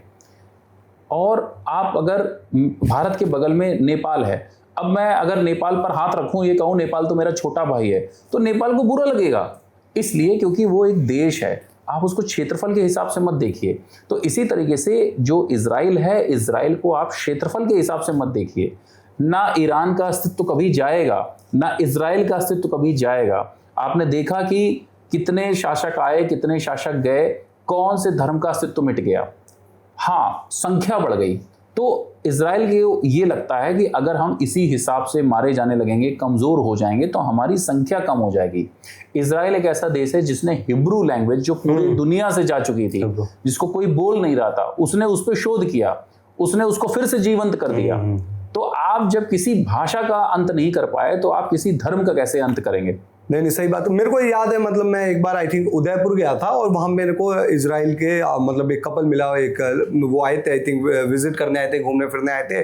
तो ऐसे ही जनरली बात होने लगी उनसे। तो एक तो उनका ये वहाँ पर परसेप्शन था, हम उस टाइम पढ़ते थे, काफ़ी टाइम 8-10 साल पहले की बात है। तो उन्होंने ये बताया कि यार हमारी कंट्री में क्या होता है कि एक तो आपको थोड़ा सा मिलिट्री का एक्सपीरियंस होना चाहिए, आपको सिखाई जाती है चीज़ें और आपके लिए होना चाहिए कि आप लड़ाई जब पड़े तो आपकी ज़रूरत पड़े तो आप जाओ। दूसरा, इंडिया को उन्होंने अपना बहुत अच्छा दोस्त भी बताया। उन्होंने कहा कि यार इंडिया से हम बहुत प्यार करते हैं और इवन हमारी कंट्री में जो है इंडिया के लिए रिस्पेक्ट बहुत है। तो आप थोड़ा सा उस बारे में बताएंगे कि इंडिया के साथ इजराइल का जो ये रिलेशन है वो इतना मजबूत क्यों है, और आखिर इन फ्यूचर इजराइल और इंडिया मिलकर क्या क्या चीजें बेहतर कर सकते हैं? और देखिए, इजराइल और इंडिया ये दोनों एक ही चीज़ से जूझ रहे हैं बहुत लंबे समय से, और वो है आतंकवाद। इजराइल में अस्थिरता का हमेशा संकट रहा है। आपने भारत का तो उदय बहुत पहले से था, उदय तो पाकिस्तान का हुआ। मुझे कहना चाहिए कि पाकिस्तान का जब उदय हुआ उसके बाद से हम आतंकवाद से ही लड़ रहे हैं। इसी तरीके से जो इजराइल है वो पूरे वर्ल्ड को यही बताना चाह रहा है कि मैं एग्जिस्ट करता हूं, बट आपको कितना बुरा लगेगा कि आप एग्जिस्ट कर रहे हो और मैं सामने से देख रहा हूं कि यस आपकी आइडेंटिटी है, लेकिन पाकिस्तान जैसा देश वो बोलता है नहीं आप अस्तित्व में ही नहीं हो और मैं देख रहा हूं। आप अपना पासपोर्ट नहीं जारी करते हो इजराइल के लिए, तो एक देश को कितना बुरा लगेगा। तो हिंदुस्तान और इजराइल में एक समानता यही है कि लंबे समय से हम ये जानते हैं कि हमें हमारे अस्तित्व को बचाना है। हमारा होगा कुछ नहीं, लेकिन हमें शांति भी चाहिए। हम जो पैसा डिफेंस पे खर्च कर रहे हैं, जो टेक्नोलॉजी पे डेवलप कर रहे हैं, हम भी चाहते हैं कि हम अंतरिक्ष में जाएं, हम मंगल पे जाएं, लेकिन हमारी इस आतंकवाद से लड़ने की वजह से वो रेस कम हो जाती है, हम उसमें पीछे होते जा रहे हैं। जो हमें दुश्मन को संभालने के लिए जो पैसा डिफेंस बजट में लगाना पड़ रहा है, वो हम रिसर्च एंड डेवलपमेंट में लगा सकते थे, वो हम एजुकेशन में लगा सकते थे, वो इंटरनल डेवलपमेंट में लगा सकते थे। इसी तरीके से इजराइल है, इजराइल को अपने अस्तित्व को बचाने के लिए एडवांस बनना पड़ रहा है और ये बहुत अच्छा है, लेकिन उसके देश का जो क्षेत्रफल है वो छोटा है, उसकी जनसंख्या कम है। इसलिए उसने बोला है कि पूरे वर्ल्ड में कहीं भी अगर कोई इजरायली पैदा होता है तो हमारी उसकी नागरिकता उस पर जन्म के समय से ही हम दे देंगे। बिल्कुल नहीं, ठीक है। और इजराइल ऑब्वियसली एक ऐसी कंट्री जो आई थिंक अपने अस्तित्व के लिए हमेशा से लड़ी भी है, और जब पूरी दुनिया मतलब उनके अगेंस्ट थी तो उन्होंने जब बताया कि यार इजराइल कंट्री आपको संभालनी है तो पूरा मिडिल ईस्ट ही आ गया था उनसे लड़ने। उन्होंने हर किसी ने माना था कि यार इजराइल छोटी सी तो कंट्री है, इनको तो हरा दिया जाएगा, पर इजराइल वहाँ लड़ी सर। लेकिन यूएस का ना डोमिनेशन हम देखते हैं कि हर जगह रहता ही है कहीं ना कहीं, और जहाँ डोमिनेशन नहीं रहता वहाँ उनका नाम जरूर आता है कि यार यूएस तो जरूर है। यूएस के डोमिनेशन को वर्ल्ड में किस तरीके से देखते हैं, और क्या आपको लगता है कि आने वाले टाइम में इंडिया एक ऐसी कंट्री बन के उभर सकती है जिसपे आई थिंक हम यूएस से बात करते हैं कि थोड़ा यूएस का इम्पैक्ट पड़ता है, कल को ना पड़े, और दूसरा रशिया चाइना का जो इमरजेंस है वो यूएस को डाउन करेगा आने वाले टाइम में? देखिए, अमेरिका का जो डोमिनेंस है वो वर्ल्ड में इसलिए ज़्यादा है क्योंकि उसने अपने पूरे डिफेंस को इस तरीके से नर्चर किया हुआ है कि हर देश के पास उसके खुद के अपने डिफेंस इंस्टॉलेशंस हैं, उसकी नेवी पूरे वर्ल्ड को बांटा हुआ है, उसकी नेवी हर जगह बैठी हुई है। तो जब आपको पता है कि आप एक ऐसे व्यक्ति हैं जिसका आदमी पूरे शहर के कोने कोने में बैठा हुआ है, तो आप निर्भीक हो जाते हैं। निर्भीक होकर आपको लगता है, और जो आपकी बात नहीं सुनता आप उसको धमकाते हैं, अपने हिसाब से अपना काम कराते हैं। तो आपको पता है कि नहीं मेरा काम ये है, मैं ऐसा नहीं करोगे तो ऐसा करूँगा, ऐसा नहीं करोगे तो ऐसा करूँगा। तो उसने अपने जो डिफेंस की मिलिट्री माइट है उसको बहुत बढ़ाया हुआ है। यही कारण है कि हर देश को उसकी सुननी पड़ती है, उसकी चलानी पड़ती है। अब आपने पूछा कि रशिया, चाइना और जो इंडिया है इनका डोमिनेंस कैसे होगा। देखिए, भविष्य में मेरा ये पर्सनल परसेप्शन है कि इंडिया, चाइना और रशिया ये आने वाले समय में एक होने वाले हैं। ये एक होंगे, एक मिलेंगे, एक जुड़ेंगे, और इस बात का डर यूरोप को हमेशा से रहा है कि ये कंट्री कहीं एक ना हो जाए। इसीलिए अमेरिका ने इंडिया को संभालने के लिए पाकिस्तान को पैसा दिया, हमें डिस्टर्ब करने के लिए। और जब चाइना की कोई बात होती है तो वो हिंदुस्तान के साथ खड़ा हो जाता है, जब रशिया की बात होती है तो वो थोड़ा सा पोलाइट हो जाता है, चाइना ताइवान का मुद्दा उठा देता है, और कभी जापान के साथ खड़ा हो जाएगा। तो आने वाले समय में मैं ये समझता हूं कि चाइना इंडिया का युद्ध नहीं होगा। हालांकि इंडिया को तैयार रहना पड़ेगा मिलिट्री माइट के साथ में चाइना को दिखाने के लिए, लेकिन रशिया, चाइना, इंडिया ये तीनों आने वाले समय में एक होंगे और पूरे यूरोप पर भारी पड़ने वाले हैं। बिल्कुल। तो सर अब हम बात कर लेते हैं अहमदाबाद में जो एक ऐसी ट्रेजेडी हुई, मतलब पूरा इंडिया उस समय आप कहेंगे कि यार शोक में ही था और किसी को समझ में ही नहीं आ रहा था, क्योंकि आज हम उस जगह पर पहुंच चुके हैं कि आप टेक्नोलॉजी को बहुत बड़ा देखते हैं, पर एक ऐसा प्लेन क्रैश होता है कि वो फ्लाइट उड़ती है और कुछ ही मीटर्स आगे बढ़ती है, कुछ ही किलोमीटर आगे बढ़ती है और जाकर एक बिल्डिंग से टकराती है। एक इंसान उसमें से बचता है, वो एक मिरेकल भी आप कह सकते हो जो चीज़ें हुई, लेकिन सारे लोग उसके अलावा फ्लाइट में अपनी जान गंवा देते हैं। इस ट्रेजेडी से उस टाइम आपको कैसा फील हुआ, और आई थिंक आप इसमें मेरे को ये चीज़ बताइए और सभी व्यूअर्स को कि ऐसी क्या चीज़ हो गई कि इतना बड़ा हादसा हो गया। देखिए दीपक, वाकई में एक एयर ट्रैफिक कंट्रोल ऑफिसर के तौर पे तो बहुत बड़ा झटका था मेरे लिए भी, क्योंकि एक एयर ट्रैफिक कंट्रोल ऑफिसर की स्थिति ऐसी होती है कि वो हमेशा टेक ऑफ और लैंडिंग के टाइम पे खासकर हमेशा इमरजेंसीज के लिए तैयार रहता है। उसको पता रहता है कि जो लैंडिंग और टेक ऑफ है ये मोस्ट क्रिटिकल पार्ट है किसी भी एविएशन में, फ्लाइंग के। अब ऐसे टाइम पर मैं इस घटना के बारे में थोड़ा तथ्य बताता हूँ कि जो मैं जा चुका हूँ वहाँ पर। अहमदाबाद एयरफील्ड जो है उसमें उसका रनवे 3,500 फीट का है और 3.5 किलोमीटर आप कह सकते हैं उसको। और ये एक ऐसा विमान था जिसकी चौड़ाई जो है उसकी लंबाई से ज़्यादा थी। और जब ये टेक ऑफ कर रहा था तब उसने लगभग 624 फीट की ऊंचाई को पाया था और उसमें 1,25,000 लीटर फ्यूल पड़ा हुआ था। ऐसा कभी देखा नहीं गया है कि इतने सेफ विमानों में एक साथ दोनों इंजन फेल हो जाएं, और वो भी तब जब पायलट ने दिल्ली से अहमदाबाद में लैंडिंग की है। उसके बाद में उसने स्टार्टअप किया, टैक्सी किया, लाइनअप किया, लाइनअप पे सारे पैरामीटर्स चेक किए होंगे। अगर कुछ मैंने बहुत कंट्रोलिंग की है और उस कई कंट्रोलिंग में मैंने देखा है कई जहाज़ स्टार्टअप के टाइम पर अगर उन्हें टैक्सी के टाइम पर पैसेंजर बैठाए और उनको लगा कि पैरामीटर्स गड़बड़ है तो वो कॉल देते हैं एटीसी को कि sir we are taxiing back to disposal due technical. और फिर हम उनको कॉल देते हैं कंफर्म ऑप्स नॉर्मल। तो अगर उनको कोई असिस्टेंस चाहिए होता है तो बोल देते हैं sir request your crash fire tender us near us and otherwise वो बोल देते हैं ops normal and will give you call after 15 minutes. फिर टीम आती है, वो देखती है, उसको चेक करती है, तभी जहाज टेक ऑफ करता है। तो ये अपने आप में बड़ी अजीब चीज़ थी कि मेंटेनेंस होने के बाद में लाइनअप टैक्सी में भी उस स्नैक को नहीं देखा गया और टेक ऑफ के टाइम पे सडनली दोनों इंजन फेल हो गए। तो फ्लाइट डाटा रिकॉर्डर जो पाया जाएगा उससे उसकी सच्चाई पता चलेगी, लेकिन power loss is the main cause. और पावर लॉस होने के जो मुझे समझ में आता है वो ये है कि बोइंग में एक मेंटेनेंस एरर हो सकती है। दूसरा जो आप 23 जनवरी को एक घटना हुई थी अमेरिका में जहां नाइजीरिया से वॉशिंगटन के टाइम पर सेम टाइप ऑफ एयरक्राफ्ट जा रहा था, वहां पर सडन लॉस ऑफ हाइट का मामला आ चुका है। और ये पुरानी घटना नहीं है, ये 23 जनवरी 2025 की बात है। लेकिन वेस्टर्न मीडिया ने उस घटना को नहीं आगे दिखाया और उसमें के वीडियोस पड़े हुए हैं, आप देखिए उसमें पूरी फ्लाइट पे खाना फैला हुआ है और उसमें भी 245 पैसेंजर थे उस समय। तो उसका जो इन्वेस्टिगेशन किया गया है उसमें यह पाया गया है कि पायलट जो कमांड दे रहा था कंप्यूटर को, कंप्यूटर में कोई बग था जिसकी वजह से कंप्यूटर कमांड दूसरी तरीके से टेक ऑन कर रहा था। तो इसमें मुझे ऐसा दिखाई पड़ता है कि अगर वो situation same type of aircraft में उस समय ड्यूरिंग द फ्लाइट आ चुकी थी और उस जहाज को सबसे बड़ी खासियत ये है कि उसको डाइवर्ट कराया गया और वापस वो वहीं पे लैंड हुई नाइजीरिया में वापस 93 मिनट के बाद फ्लाइट सेम एयरक्राफ्ट वापस लैंड होता है। इसमें मुझे ऐसा लगता है कि कंप्यूटर का कोई बग रहा होगा और पायलट जब टेक ऑफ कर रहा है उस पायलट ने अपना कमांड दिए कंटिन्यूसली क्लाइंब के। पायलट ने कमांड देने के बाद में ऐसा गलती कभी नहीं होती है कि उसने अंडर कैरेज हैंडल की जगह फ्लैप हैंडल को दबा दिया और अंडर कैरेज को ऊपर करने की जगह उसने फ्लैप को सीधा कर दिया। ऐसा नहीं होता है, होने की संभावना होती है, बट पायलट एक ऐसा लिंक है कि आज वो इस दुनिया में नहीं है तो कोई भी बोल सकता है पायलट एरर हो सकता है और he is not there to defend himself.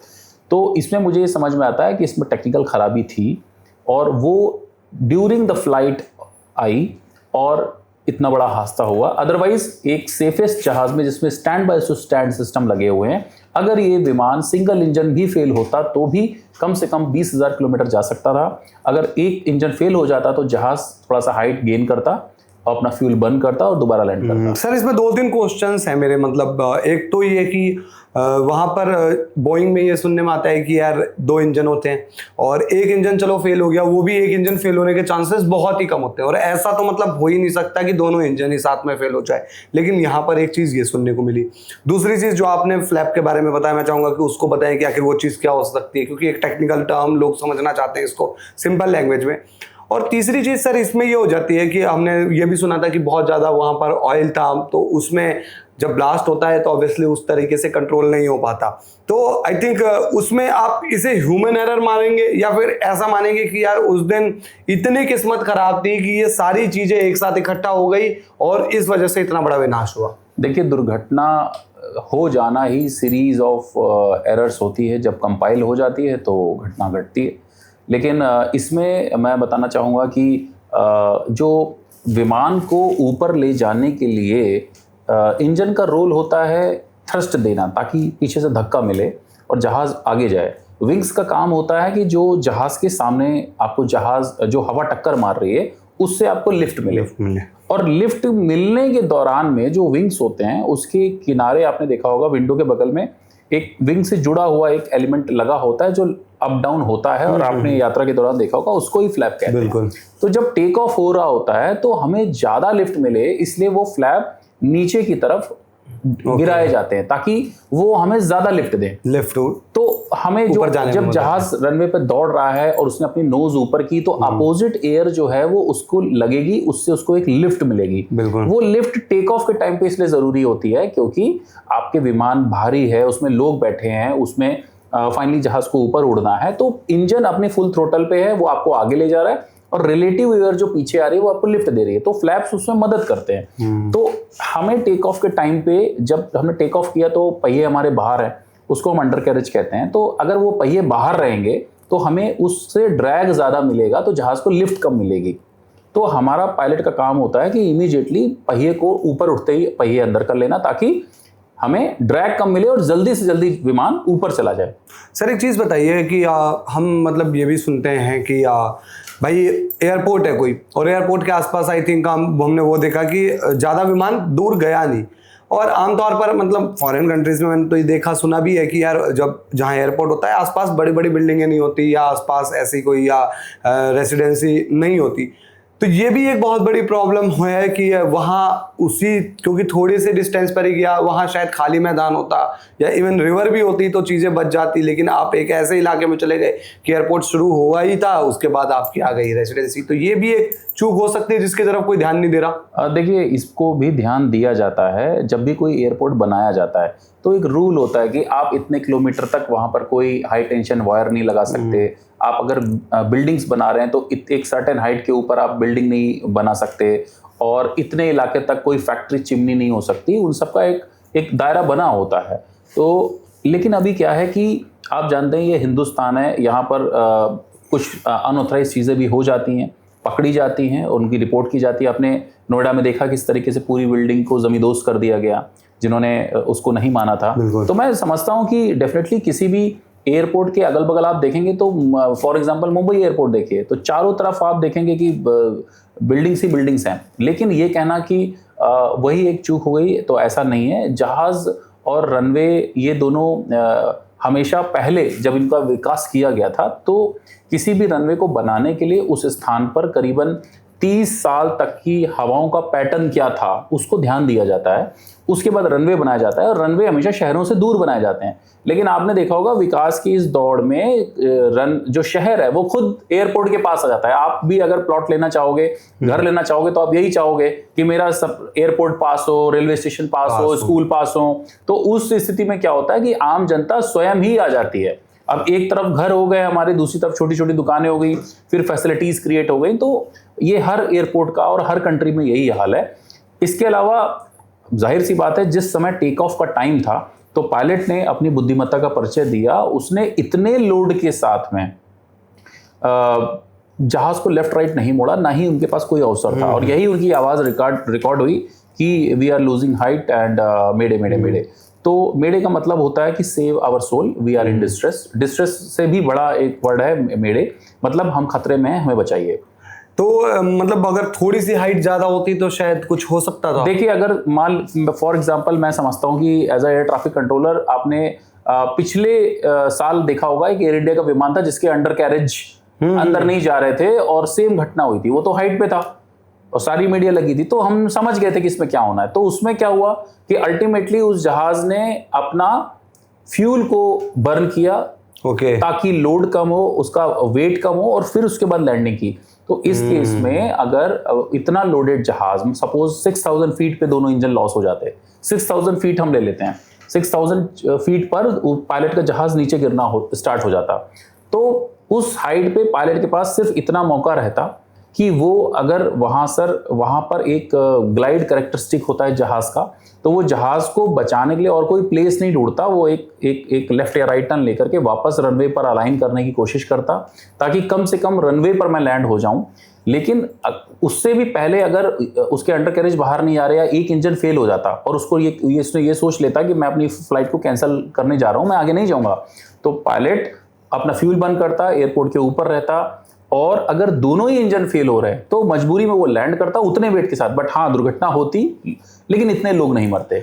Sir जो ये ब्लैक बॉक्स पता चलता है कि वहां से एक ब्लैक बॉक्स निकाला जाएगा और आई थिंक पूरा ही विमान फट जाए या कुछ भी हो जाए, पर वो बच जाता है बिकॉज उसको बनाया इस तरीके से जाता है, वो क्या टेक्नोलॉजी? और बिकॉज सुनने में ये भी आ रहा है कि उसको भेजा गया है यूएस, और वहां पर एक एक चीज पता चलेगी कि उस टाइम फ्लाइट के अंदर सिचुएशन क्या थी, वहां पर किस तरीके से पायलट रिएक्ट कर रहे थे, क्या क्या प्रॉब्लम आई थी। तो आपको लगता है कि उन सब चीजों को देखकर पता कर असली चीज पता चलेगी और इन फ्यूचर उस चीज को ध्यान दिया जाएगा? बिल्कुल बिल्कुल बिल्कुल। और देखिए, ब्लैक बॉक्स जो है ये आम भाषा में सब बोलते हैं, अदरवाइज इसका नाम है FDR, फ्लाइट डाटा रिकॉर्डर। तो फ्लाइट डाटा रिकॉर्डर जहाज के शुरुआत से लेकर के जहाज के लैंड होने तक सारी घटनाओं को, यानी कि इंजन आपने कब स्टार्ट किया, कब डिसेंड किया, कब क्लाइंब किया, लाइट कब ऑन हुई, उसमें क्या बात हुई, लेफ्ट टर्न कब लिया, राइट टर्न कब लिया, आपने कोई प्रेशराइजेशन का कोई आपने यूज किया, फाइटर के केस में आपने कब फायर किया, कब कैमरा ऑन किया, वो सारी चीजों की रिकॉर्डिंग अपनी एक टेक्निकल लैंग्वेज में होती है। ठीक उसी तरीके से जैसे आपका ECG, आप ECG कराते हैं तो ECG में लाइंस बन के आती हैं और उसको उसको डॉक्टर रीड कर लेता है कि हाँ आप, लेकिन हम नहीं रीड कर पाते उसमें क्या लिखा हुआ है। इसी तरीके से उसके अंदर भी एक रोल होता है और वो डिजिटली उसमें एक लाइन के माध्यम से उसको रिकॉर्ड करता है और उसको स्टडी करने के लिए उसको किसी मूवी थिएटर में चलाया जाता है। बड़ी सी स्क्रीन होती है और वहाँ पर उसका अध्ययन करते हैं एक्सपर्ट्स। तो जो क्रैश इन्वेस्टिगेशन की टीम होती है, क्योंकि ये जहाज़ बोइंग का था और अमेरिका ने हिंदुस्तान से इस घटना की जांच के लिए सहयोग करने की बात कही है, तो मैं समझता हूं कि उनके जो एक्सपर्ट हैं, क्योंकि उन्होंने उसको बनाया है, वो उस घटना के माध्यम से ये जानने की कोशिश करेंगे कि टेक ऑफ के कुछ सेकंड्स बाद जो घटना घटी उसके रीजन क्या क्या थे और मैनुअल के हिसाब से क्या वो सारे चेक्स लिए गए जो पायलट को लेने चाहिए थे। और इससे पहले ये भी चेक किया जाएगा कि क्या दिल्ली से अहमदाबाद की लैंडिंग के दौरान कोई ऐसी घटना थी, कोई ऐसा एरर था जो रिकॉर्डेड था लेकिन मेंटेनेंस टीम द्वारा वो नजरअंदाज किया गया।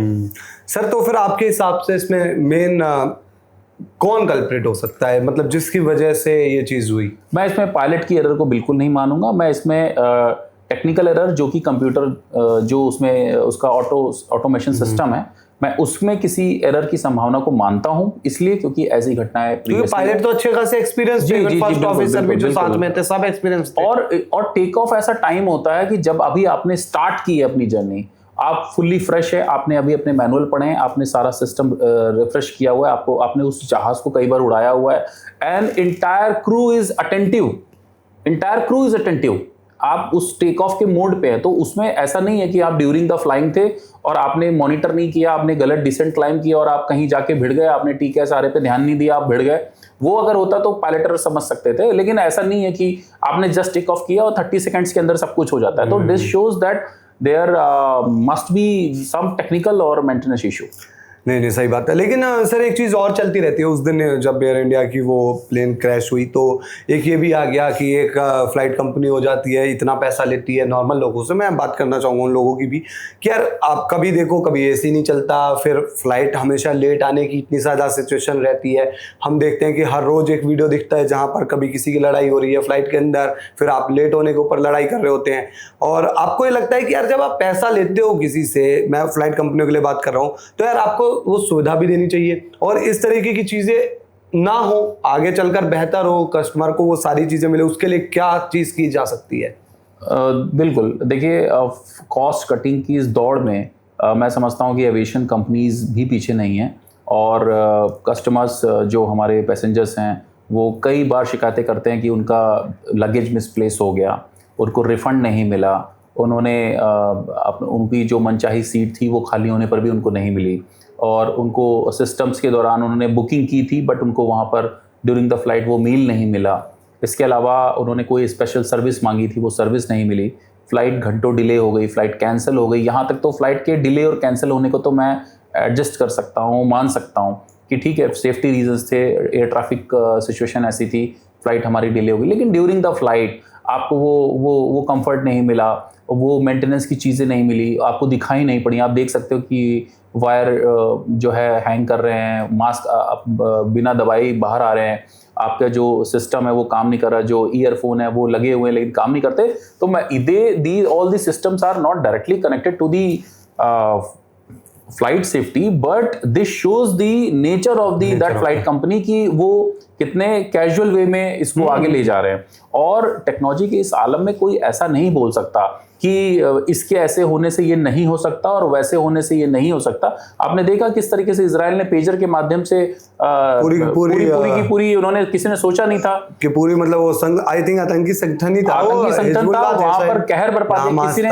तो आप उस चीज से सोचिए कि अगर आप ये नहीं बोल सकते कि उसका टीवी का सिस्टम तो उससे कनेक्टेड नहीं है, बहाना नहीं बना सकते ना कि भाई आज ये गलती। और हम वो चीज तो देखते हैं कि एक विजुअल याद आता है कि जब ये सब हुआ प्लेन क्रैश, तो अगले दिन एयर इंडिया की आई थिंक फ्लाइट का वो विजुअल आया जिसमें उन्होंने इतना एसी चला दिया था कि पूरा कैबिन के अंदर फॉग ही फॉग था। बिल्कुल तो ये चीज तो आप कर सकते हो बेहतर, पर करते नहीं हो। तो वो दिखाता है कि कितने अटेंटिव हैं आप पैसेंजर सेफ्टी को लेकर के। आप जो एयर में आप कोई भी दीपक, मैं आपको बताता हूं कि मैं as a air traffic control officer अपने जूनियर्स को यही बताता था, और मेरे जो सीनियर्स थे वो भी मुझे यही बताते थे कि जब कोई एक जहाज हवा में है तो आप ये मान के चलिए कि एक उड़ता हुआ पेट्रोल पंप आपके ऊपर है। बिल्कुल। और अगर जब आपके अंदर ये डर होगा तब आपको ये उसको कमांड देने में आपको डर लगेगा कि मैं गलत कमांड न दे दूं। And you must be surprise कि air traffic controlling is the world second most stressful and highly paid job in the world. Second most stressful, जहां पर एक ही टाइम पे आपको इतना अटेंटिव होना है कि आपके पास 10-20 जहाज एक साथ आपको कॉल्स दे सकते हैं, आपको सब बातें नोटिस करनी है, आपको सारा रूट नोटिस करना है, आपको इमरजेंसी सिचुएशंस में क्या बोलना है वो स्पेसिफिक सेंटेंस ऑलरेडी रटे होने चाहिए। किस जगह पर वो बोला है, वहां पर कोई प्रॉब्लम हो गई तो उस समय उसके नीचे कितने जहाज हैं, आप जो कमांड देंगे वो जिस रूट से जाएगा वहां कितने कमांड हैं, जहाज हैं, वहां पर क्या रिएक्शन टाइम होने वाला है, क्या वो जहाज हाईजैक हुआ है, क्या वहां पर कोई हेलीकॉप्टर है, वो हो सकता है वहां यूएवी हो जो आपके कमांड कंट्रोल में ना हो। ये सब कुछ पता होने के बाद ही आप वहां उस सीट पे बैठ सकते हैं। सर आपका इतना एक्सपीरियंस रहा है एटीसी में भी, तो आपको आई थिंक इतना मतलब एक्सपीरियंस के बीच अभी जैसा आपने भी जिक्र किया कि बहुत स्ट्रेसफुल जॉब रहती है और वर्ल्ड में सबसे ज़्यादा, तो कुछ ऐसा एक्सपीरियंस आपका जब आपने सबसे ज़्यादा स्ट्रेस फील किया हो, कोई ऐसा किस्सा बताइए जिसमें आपको लगा कि यार इससे ज़्यादा मुश्किल तो इस सिचुएशन में मैं नहीं पहुँचा हूँ। हाँ बिल्कुल, देखिए सबसे ज़्यादा स्ट्रेसफुल सिचुएशन तब होती है जब आप किसी जहाज़ को ऐसे जगह पर ऑपरेट करने पे मजबूर हैं जहाँ पर विजिबिलिटी सडन से ख़राब हो गई है और पायलट ने रिपोर्ट किया है कि वहाँ पर विजिबिलिटी ख़राब है और वहाँ पर हिली एरिया है, माउंटेनियस टरेन्स हैं और अचानक से ऐसी टरेन्स हैं जहाँ पर जो अभी 1000 फीट है, फिर 1500 फीट है, फिर 1200 फीट है, पायलट को कुछ दिख नहीं रहा है। ऐसी सिचुएशन मैंने कई बार फील की है, बट हमारी इंडियन एयरफोर्स में हमें एक चीज़ सिखाई जाती है कि फ्लाइट सेफ्टी इज़ मस्ट। आप कोई रिस्क मत लीजिए। पायलट अगर आपको लगता है कि फ्लाइट सेफ नहीं है, आप controller can give a command कि रिटर्न टू बेस। एंड हम टेक ऑफ से पहले हम जहाँ पर लैंडिंग होनी है वहाँ की सिचुएशन, उसका पूरा रूट का सिचुएशन, ये सब पता करते हैं। और ड्यूरिंग द फ्लाइट हम ये भी पता करते हैं कि इसके रास्ते पे क्या कोई ऐसी सिचुएशन आने वाली है, क्या कोई वहाँ से कोई ऐसा हेलीकॉप्टर निकलने वाला है। तो मैंने ऐसा एक इंसिडेंट मैं आपसे शेयर करना चाहूँगा कि मैं चाइना बॉर्डर के आसपास मुझे टेम्परेरी किसी काम से भेजा गया था और वहाँ पर एक हेलीकॉप्टर था जो कि किसी दूसरे ऑर्गेनाइजेशन का था और वो वहाँ पर टूरिस्ट पर्पस से आया था जिसकी सूचना हमें नहीं थी। और उस समय हमारा खुद का एक मिलिट्री का जहाज़ लैंडिंग के लिए फाइनल्स पे आ रहा था। तो हमारे पास कुछ ऑब्जर्वर्स भी होते हैं जो दूर बैठे रहते हैं ऐसे सिचुएशन में, जो एडवांस लैंडिंग ग्राउंड से जहाँ दूर से कोई भी जहाज़ एयरबोर्न होता है हमें सूचना मिलती है। बट हमने देखा कि वो एक ऐसा जहाज़ था कि जिसने हमसे परमिशन नहीं ली थी, हमें उसके फ्लाइट प्लान के बारे में नहीं पता था और हमारा जहाज़ फाइनल पे था। तो ऐसे सिचुएशन पे हमने जब हमारे ही पायलट ने रिपोर्ट कर दिया कि I can see one helicopter getting airborne right to me, तो हमने उसमें कोई कोताही नहीं बरती और हमने सबसे पहले उस जहाज़ को, क्योंकि हमें पता नहीं था कि वो कितनी दूरी पे है, रिएक्शन टाइम बहुत कम था, तो हमने पायलट को पहले गो राउंड का ही कमांड दिया कि गो राउंड एंड आप इस सर्टेन हाइट तक सेफ्टी में आइए। उसके बाद हमने इमीडिएटली वहाँ का लोकेशन पता किया, हमने देखा कि वो हेलीकॉप्टर कहाँ का था और हमने उसकी फ़्लाइट को वापस ज़मीन पर उतारा। उसके बाद ही हमने लैंडिंग दी, बिकॉज अगर हम सिचुएशन चाहते तो उसको कंटिन्यूसली अप्रोच के बाद लैंड करा सकते थे, बट हमें ये नहीं पता कि जो अभी एयरबोर्न हुआ है वो किस तरफ आ रहा है, क्या वो हमारे यहाँ ही लैंड होने आ रहा है। तो ऐसी सिचुएशन हमने कई बार डील की है और हमने एक बार ऐसी भी सिचुएशन डील की थी जिसमें एक सिविल फ्लाइट थी और वो फाइनल्स पे आ रही थी। उसको हमने बहुत पहले बता दिया था कि आप इस तरफ से रनवे पे लैंड होने आ रहे हैं और रनवे के अपोजिट में कुछ हमारे कमांडोज हैं जो पैराट्रूपर जो जंप करेंगे, और हमने बहुत पहले बता दिया था उनको। लेकिन वो आए, उन्होंने वो इन्फॉर्मेशन पे ध्यान नहीं दिया और हमें एक कॉल दे दिया, और हमारा ऑलरेडी वहाँ पर पैराशूट से वो जंप कर रहे थे, फॉल चल रहा था। तो सिचुएशन ये थी कि अगर हम उसको बोलते कि ठीक है आप गो अराउंड करिए, तो हमको ये भी पता है कि वहाँ ऑलरेडी जंप चल रहा है। उस सिचुएशन पे हमारे एक सीनियर थे, उन्होंने इमीडिएटली उसको उसके प्रेजेंट पोजीशन पे ही ऑर्बिट कराया और जंप को वापस रोका, और मैं वो सिचुएशन देख रहा था। तो कई बार ऐसा होता है कि आप जब 50 इंफॉर्मेशन के साथ एक साथ चल रहे होते हैं तो आपने अपना काम पूरा कर दिया, but pilot is also overloaded with the information.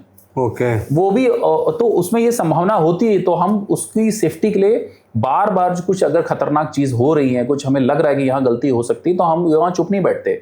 हमने एक बार बताएंगे, उसको रिमाइंड कराएंगे, कॉशन देंगे, caution for this, so that pilot इस समय स्ट्रेस में है, उसके पास बहुत सारे इंस्ट्रूमेंट्स हैं, उसके कॉकपिट में क्या चल रहा है, क्या सिचुएशन चल रही है, एंड ड्यूरिंग द फ्लाइट हो सकता है वो अपने को पायलट को ट्रेनिंग भी दे रहा हो, उसको बता भी रहा हो, क्योंकि वही एक टाइम है जब वो उसको वो सिखा भी रहा होता है, वो उसको सिखाना भी उसी टाइम पे। बिल्कुल बिल्कुल। तो ऐसी क्योंकि वो ऑटोमेशन पे डाल देते हैं, उसके बाद आप उसकी अपना एक्सपीरियंस भी शेयर करते हैं और भी सारी चीजें बात करते हैं। देखिए, ऑटोमेशन ड्यूरिंग द फ्लाइट हो सकता है, लेकिन लैंडिंग और टेक ऑफ एक ऐसा जगह है जहां पर पायलट उसको ऑटोमेशन पे नहीं डालता। हालांकि ऑटोमेशन पे वो भी किया जा सकता है आज की डेट में, लेकिन एक हद तक। अगर विजिबिलिटी डाउन है, सडनली से रनवे पे कोई एनिमल आ गया, क्रॉस कर दिया, कोई गाड़ी खराब हो गई, या रनवे पे पानी पड़ा हुआ है, बर्फ आ गई, तेज बारिश आ गई, तो पायलट को ही वहां पर अपना स्किल दिखाना होता है। और आपने कितने वीडियोस देखे हैं जो लैंडिंग जहां लग नहीं रही थी वहां पे भी पायलट ने हैवी क्रॉस विंड चल रही है फिर भी उसने लैंड कराया, क्योंकि कई सिचुएशन ऐसी हैं जहां पर पायलट स्किल ही काम आता है।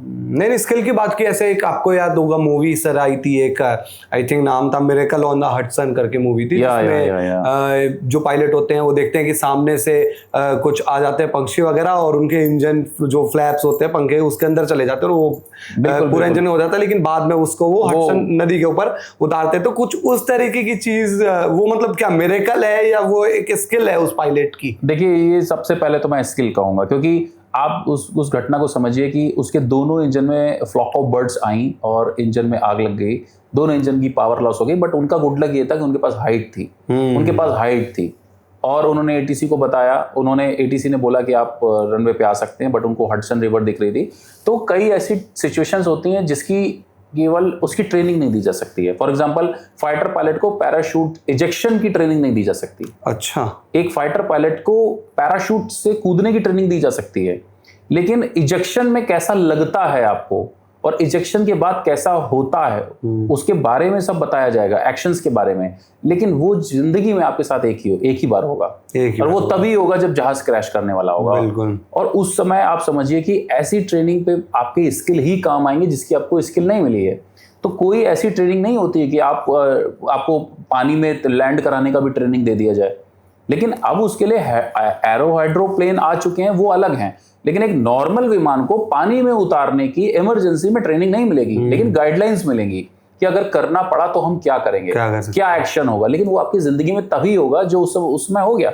और पायलट ने वहां अपना स्किल दिखाया और जहाज को लैंड करा और सारे बचे। नहीं सर, लेकिन कई बार क्या होता है कि जो पायलट होता है वो भी सर थोड़ा सा ना बेबस हो जाता है। जैसे कि अभी हम ऑफ द कैमरा बात भी कर रहे थे, एक किस्सा याद कर रहे थे जो अभी कुछ टाइम पहले हुआ था कि इंडिगो फ्लाइट थी, आई थिंक उनका जो पायलट था वो बहुत मौसम खराब हो गया, श्रीनगर जा रही थी फ्लाइट, और एक टाइम पर सिचुएशन ऐसी आई जो वॉर की भी सिचुएशन चल रही थी पाकिस्तान के साथ।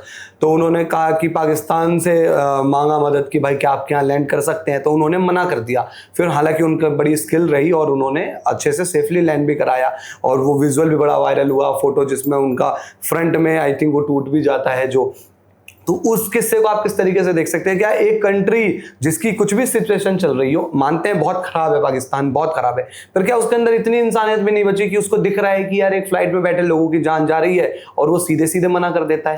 देखिए, मैं खुद उस जम्मू कश्मीर रीजन में रह करके मैंने कंट्रोलिंग की है।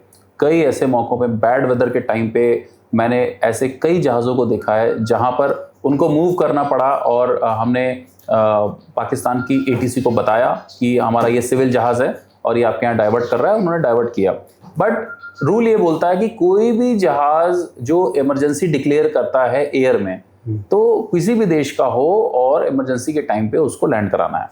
मैं समझता हूँ कि उस समय पाकिस्तान पैनिक में होगा, उसको लगा होगा कि पता नहीं क्या कुछ ऐसा हो जाए कि इसके बिहाफ में फाइटर पायलट अंदर घुस आए, पायलट हमारे फाइटर जहाज अंदर है, तो उसने नहीं कराया।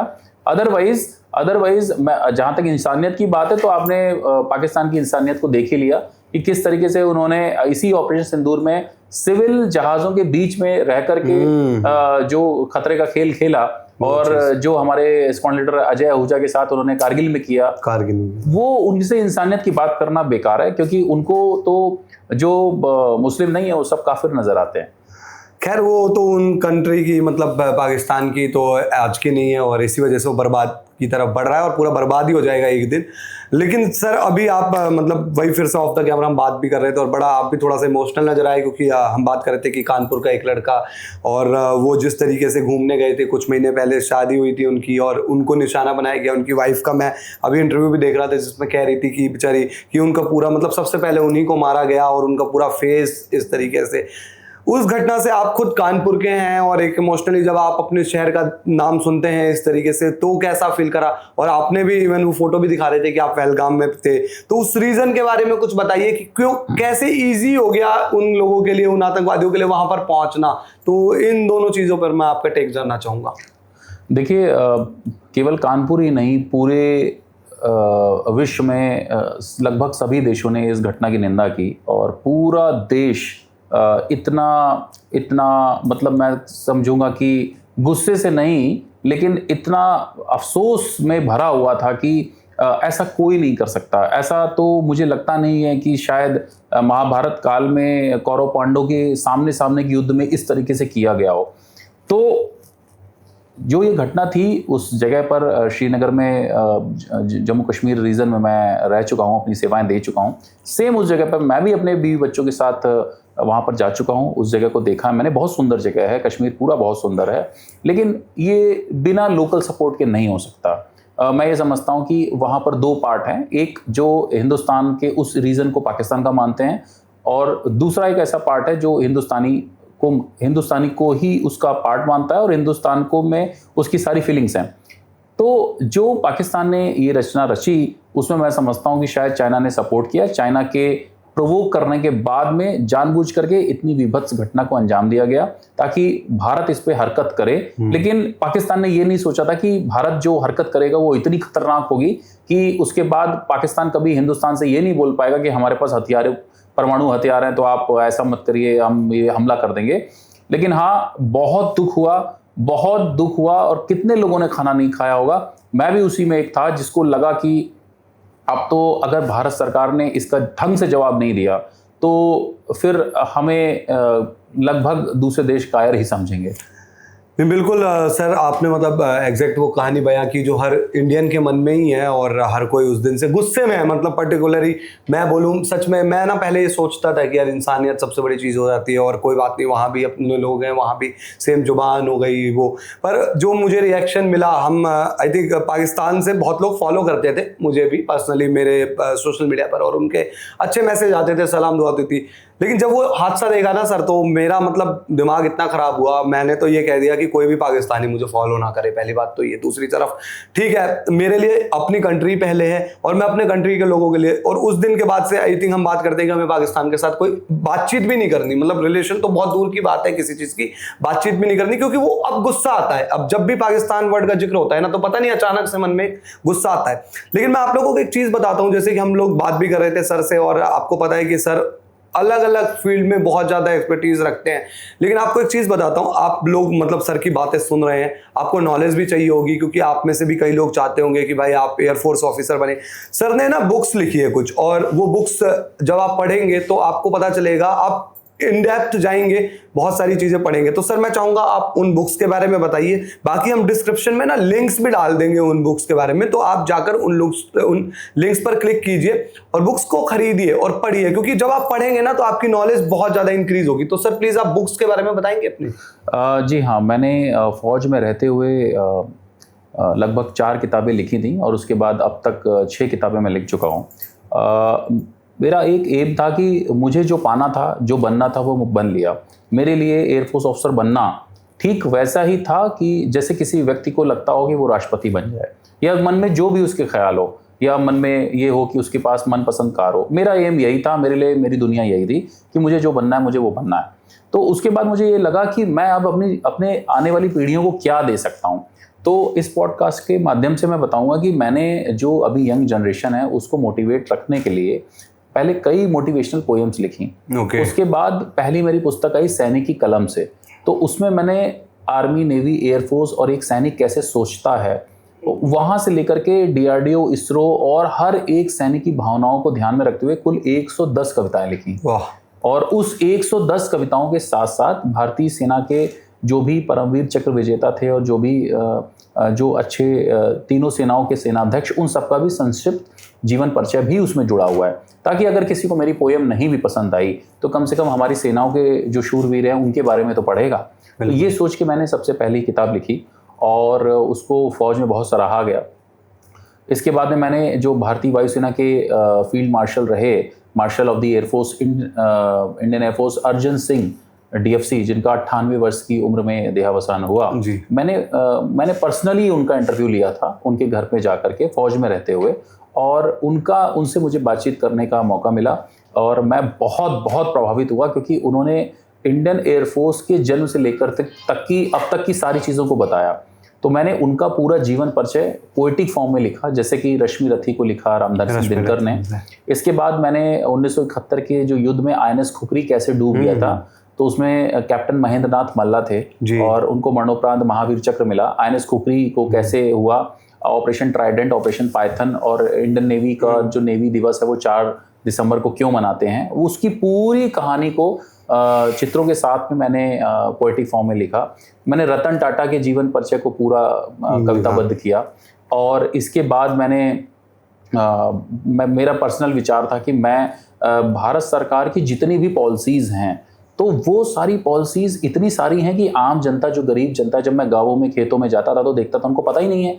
तो मैंने उनके लिए 36 टोटल पॉलिसीज़ का संकलन किया और एक पुस्तक निकाली, और जिसको उत्तर प्रदेश की माननीय जो गवर्नर हैं वर्तमान में, श्रीमती आनंदीबेन पटेल, उन्होंने राजभवन में उसका प्रकाशन, उसको विमोचित किया और मुझे उससे बहुत ऊर्जा मिली। और बहुत सारे लोगों को मैंने उनको बताया कि उज्ज्वला योजना क्या है, और उनके घरों में पानी कैसे आएगा, मत्स्य योजना क्या है, विश्वकर्मा योजना क्या है। तो ये सब टोटल 36 पॉलिसीज को मैंने उसमें संकलित किया। और अभी भी मेरा क्रम जारी है। मैं चाहता हूं कि भारत के हर एक जिले में अंतरिक्ष भवन बने। और वो इसलिए बने क्योंकि आज आपने देखा कि जिस तरीके से ग्रुप कैप्टन शुभम शुक्ला आज अंतरिक्ष में जा रहे हैं, तो अगर हम अपनी पीढ़ियों को कुछ बना के दे पाएंगे, उनको बता सकेंगे कि फिजिक्स के क्या नियम होते हैं, कैसे रॉकेट होता है। तो जिस तरीके से मैं अपने पिताजी को देख के, बाबा को देख के प्रभावित होकर आज एयरफोर्स ऑफिसर हूँ, हो सकता है गाँव में रहने वाला कोई छोटा सा बच्चा, उसके अंदर ऊर्जा जग जाए। लेकिन अगर हम केवल अंतरिक्ष भवन की जगह केवल बिल्डिंग, मकान, दुकान बनाते रहेंगे तो उनको वो ऊर्जा नहीं मिलेगी। सरकार ने हालांकि तारामंडल बनाए और भी कई डेवलप सिटीज बनाए, बट वो डेवलप सिटीज में हैं, बड़े बड़े शहरों में हैं। लेकिन मैं चाहता हूं कि भारत के हर जिले में अंतरिक्ष भवन बने। उस अंतरिक्ष भवन में बहुत ज्यादा चीजें ना हो, लेकिन उसमें क्लास 6 से लेकर के और क्लास 12 तक के जितने भी फिजिक्स के नियम हैं, केमिस्ट्री में जो जो प्रयोग होते हैं, उसको दर्शाया जाए, लैब्स की तरह हो, ताकि हम उनको दिखाएं कि आर्किमिडीज सिद्धांत क्या होता है, बर्नौली सिद्धांत क्या होता है। और उसको जब दिखाया जाएगा, उसके साथ में हम उनको मिनिमम चीज दिखाएं कि रॉकेट कैसे उड़ता है, घनत्व तो क्या होता है, जड़त्व तो क्या होता है। मैं हिंदी मीडियम का छात्र रहा हूँ, मुझे बहुत परेशानी हुई, तो मैं ढूंढता था कि मुझे कोई बता दे कि कैसे होता है, क्योंकि मेरे समय में यूट्यूब नहीं था। तो अब अगर ऐसे छोटे छोटे अंतरिक्ष के कार्यक्रम के से संबंधित चीजें बन जाएंगी, तो आप सोचिए लोग कितने प्रभावित होंगे। आप उसकी एंट्री फीस केवल 10 रुपए रखिए, आपको थोड़ा सा पैसा मिलेगा और वहां पर जो उसकी देखभाल कर रहे हैं वो घर भी चलेगा, और कुछ नहीं करना है, सिर्फ वहां पर जो फिजिक्स केमिस्ट्री के जो नियम है उसको दर्शाया जाए और हर जिले में हो।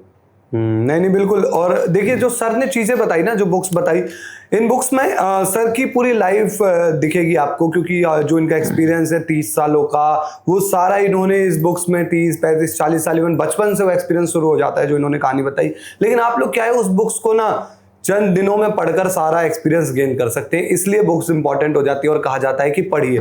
तो ये तो हो जाता है कि इससे आप बन सकते हैं आगे फ्यूचर में जाकर एक अच्छे इंसान, एक अच्छे कह सकते हैं आप पर्सन बन सकते हैं, अपनी कंट्री के काम आ सकते हैं, आप अपने परिवार को बेहतर कर सकते हैं। एक गांव में रहने वाला लड़का सर जो चाहता है कि मैं अपने परिवार के लिए, अपने लिए बढ़िया करूं, तो अगर कोई एक लड़का सर वो जो 10वीं में अच्छे नंबरों से पास हो जाता है और फिर वो साइंस में लेता है, 11th में जाता है, तो उसके लिए आगे एयरफोर्स में जाने का करियर कैसे बन सकता है? वो कैसे चाहेगा कि मैं आगे जाऊं और क्या प्रोसेस होगा? देखिए, भारतीय वायुसेना में आने के कई तरीके हैं। अगर आप भारतीय वायुसेना में अफसर बनना चाहते हैं तो आप अपना 12th क्लास से ही आप एनडीए की परीक्षाएं होती हैं, 11वीं पास करके आप दे सकते हैं। और सबसे अच्छा मौका है, आप खूब मेहनत करिए, मन लगा के मेहनत करिए। अगर आप एनडीए के थ्रू आते हैं तो आप भारतीय वायुसेना में अध्यक्ष भी बन सकते हैं, भारतीय वायुसेना अध्यक्ष भी बन सकते हैं। इसके बावजूद और भी कई तरीके की एंट्रीज हैं। मान लीजिए आपने बीटेक किया हुआ है तो उसके लिए अलग एंट्री है, आपने बीए बीएससी में फर्स्ट डिवीजन लिया है तो आपकी एएफ कैट एंट्री है, उससे भी आ सकते हैं। आपने एनसीसी किया हुआ है तो वो भी बेनिफिट आपको मिलेगा। तो ये सारी चीज़ें हैं और इसमें मैं समझता हूँ कि आज की डेट में आपको भारतीय वायुसेना में आने के लिए बहुत ज़्यादा मेहनत नहीं करनी है। एक तो आप फिजिकल फिटनेस रखिए, आप जो भी स्कूल जाते हैं खेलते रहिए, और खेलने के बाद में आप अपने पास 2-2.5 किलोमीटर की आपकी रनिंग का एक प्रैक्टिस रखिए। इसके अलावा जो फिजिक्स है, मैथ्स है, इंग्लिश है और जनरल अवेयरनेस, जनरल नॉलेज है, इस पे नज़र बनाए रखिए। मैं समझता हूँ अगर कोई भी बच्चा इतना भी कर लेता है, अपना डेली न्यूज़ सुनता है, अखबार पढ़ता है और अपने जो सब्जेक्ट है, सब्जेक्ट को ढंग से पढ़ता है, तो इसके बाद वो खेले भी, मूवी भी देखे, बाहर भी घूमने जाए, फुटबॉल भी खेले, वो बिल्कुल आ सकता है। नहीं देखिए, सर ने सारी चीज़ें आपको क्लियर कर दी। और देखिए अब वही बात है कि सर के जो टैलेंट्स हैं हम लोग इतने देख भी रहे हैं और सर ने सर्व किया है अपनी कंट्री के लिए, लेकिन सर की एक जो स्किल है कविताओं की, वो बड़ी ज़बरदस्त लगी। मतलब ऑफ द कैमरा सर सुना भी रहे थे और हमने तो मतलब सर के बारे में जैसा बताया भी था कि सर कमेंटेटर बड़े अच्छे हैं, और जितने भी एयर शोज होते हैं उसमें आपने देखा होगा अगर कभी टीवी पर, तो उसमें आपने इनकी कमेंट्री देखी होगी, और नहीं तो आप यूट्यूब पर भी जाकर देख सकते हैं। तो सर मैं चाहूंगा कि आप एक बड़ी अच्छी कविता सुना दीजिए, क्योंकि वो लोग भी सुनना चाहते हैं और हम भी सुनना चाहते हैं। देखिए, कविता का शौक तो मुझे याद है 5th क्लास में था मैं, तो तब से था। और मैंने पहली बार किसी 5th क्लास के ही अपने स्टूडेंट को कविता सुनाते हुए, वीर रस की कविता सुनाते हुए देखा था, और उसको देखते ही मुझे ऐसा लगा कि शायद ऐसा तो मैं कभी नहीं बन सकता। अच्छा। तो उसकी, ये मेरी कविता नहीं है, ये उसी बच्चे की कविता है और मैं आज तक नहीं जान पाया इसको किसने लिखा है। बट उसने उस 5th क्लास में जैसे सुनाया था और जितनी तेज़ गति से सुनाया था, तो वैसे तो मैं नहीं, लेकिन हाँ मैं कोशिश करूँगा कि उसमें जोश भरूँ। तो वीर रस की एक कविता है। माता न जन्मेगी रोज़ तुम्हें, ये दिन भी रोज नहीं होगा, तलवार उठेगी रोज नहीं, ये रण भी रोज नहीं होगा। वाह। मिलती न जवानी भिक्षा में, तलवार मिली कब मांगे से, प्राणों को त्रास मिले न कभी यूं पीठ दिखाकर आगे से। बिन मांगे मोती मिलते हैं, मांगे से भीख नहीं मिलती, मरने को दुनिया मरती है पर रण की मौत नहीं मरती। ओ नौजवान रख स्वाभिमान, कुछ कर सम्मान जवानी का, तलवारें प्यासी मरती हैं फिर क्या होगा इस पानी का। वो खून नहीं है वीरों का जिसको गीदड़ पी जाते हैं, वे अश्व नहीं वे पानी है डर के मारे ढल जाते हैं। जिसकी रक्षा में राणा ने तिनकों की रोटी खाई थी।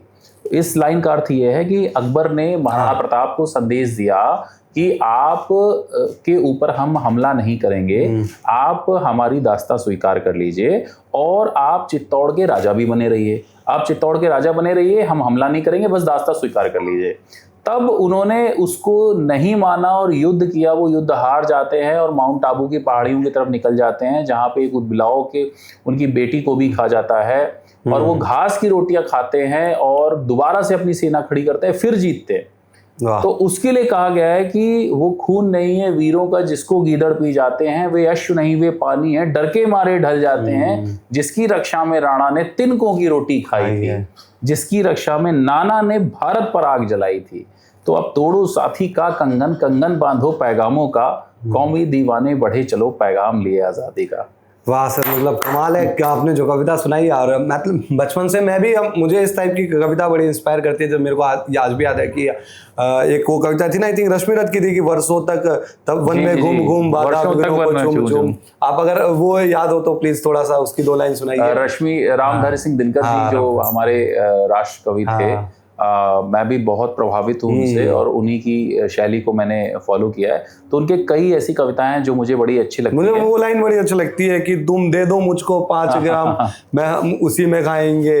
मतलब वो बड़ी मोटिवेशनल कविता लगती है सर। वो मैं पूरा तो तत्काल नहीं, लेकिन मुझे यहाँ से जरूर याद है कि दुर्योधन वह भी दे न सका, आशीष समाज का ले न सका, उल्टे हरि को बांधने चला, जो था असाध्य साधने चला। हरि ने भीषण हुंकार किया, अपना स्वरूप विस्तार किया, डगमग डगमग दिग्गज डोले, भगवान कुपित होकर बोले, हाँ हाँ दुर्योधन बांध मुझे, आ दुर्योधन बांध मुझे, ये देख गगन मुझ में लय है, ये देख पवन मुझ में लय है, संघार झूलता है मुझ में, अमृत तो फूलता है मुझ में, जब नास मनुज पर छाता है, पहले विवेक मर जाता है। सही बात है। वो मतलब वो लाइन बड़ी हिट करती है उसमें कि जो कहते हैं कि आप मुझे बांधोगे, भगवान को बांधोगे। दुर्योधन को कहते हैं कि पूरी सृष्टि मेरे अंदर समाई हुई है, आप क्या भगवान को बांधोगे। खैर सर की बड़ी प्यारी कविता रही और सर के साथ भी मतलब बात करके इतना अच्छा लगा। हमने पॉडकास्ट किया और आप लोगों से हम यही कहते भी हैं कि आप प्लीज पॉडकास्ट को प्यार दीजिए। और मैं सर के बारे में तो मतलब यही कहूंगा, जितना मेरा एक्सपीरियंस रहा कि सर का देखो एक्सपीरियंस बहुत है अपनी कंट्री के लिए। वो इंसान जो अपने कंट्री के लिए सर सर्व करता है, हमारे लिए तो इज्जत वैसे ही बढ़ जाती है। पर सर जितने हम्बल हैं, जितने हम मतलब नॉलेज शेयर करा सर ने जितना हमारे साथ, वो बहुत ही वैल्यूबल रहा मेरे लिए भी। और मैं आई थिंक पूरी लाइफ उस चीज़ को याद भी रखूंगा, क्योंकि बहुत सारी चीज़ें सर ने बेहतर बताई और मुझे इनका हम्बलनेस जो है वो बड़ा पसंद आया कि इतने मतलब चीज़ें अचीव करने के बाद भी कैसे एक आदमी बैलेंस रहता है। बाकी आप लोग प्लीज़ सर को प्यार दीजिए और सपोर्ट दीजिए। और सर का हम सोशल मीडिया हैंडल भी डाल रहे हैं साथ में, तो आप प्लीज़ जाइए, इनको फॉलो भी कीजिए, इनके साथ आप लोग बातें भी कीजिए। कुछ चीज़ें आपको पूछनी हो अपने करियर को लेकर तो सर को आप रीच आउट कर सकते हैं और सर आगे आपके साथ जुड़ते हुए दिखाई देंगे यहाँ पर, क्योंकि बहुत सारी चीज़ें हम आगे भी डिस्कशन करेंगे अलग अलग टॉपिक्स पर। आप लोगों ने देखा कि सर की नॉलेज किस तरीके से थी। तो प्लीज़ आप लोग सब्सक्राइब कीजिए जीसी पॉडकास्ट को और साथ ही आप लोग हमें हर दूसरे प्लेटफॉर्म पर फॉलो करते रहिए। फेसबुक पर भी फॉलो कीजिए, बाकी डिस्क्रिप्शन में और भी लिंक मिल जाएंगे। जीसी टीवी पर आपको फॉलो करना ही है, हमें वहाँ पर सब्सक्राइब करना है। और गेम चेंजर्स अल्टीमेट डेस्टिनेशन है ही स्पोर्ट्स के लिए, तो वहाँ पर हम आपके साथ रोज जुड़ते हैं। Thank you so much.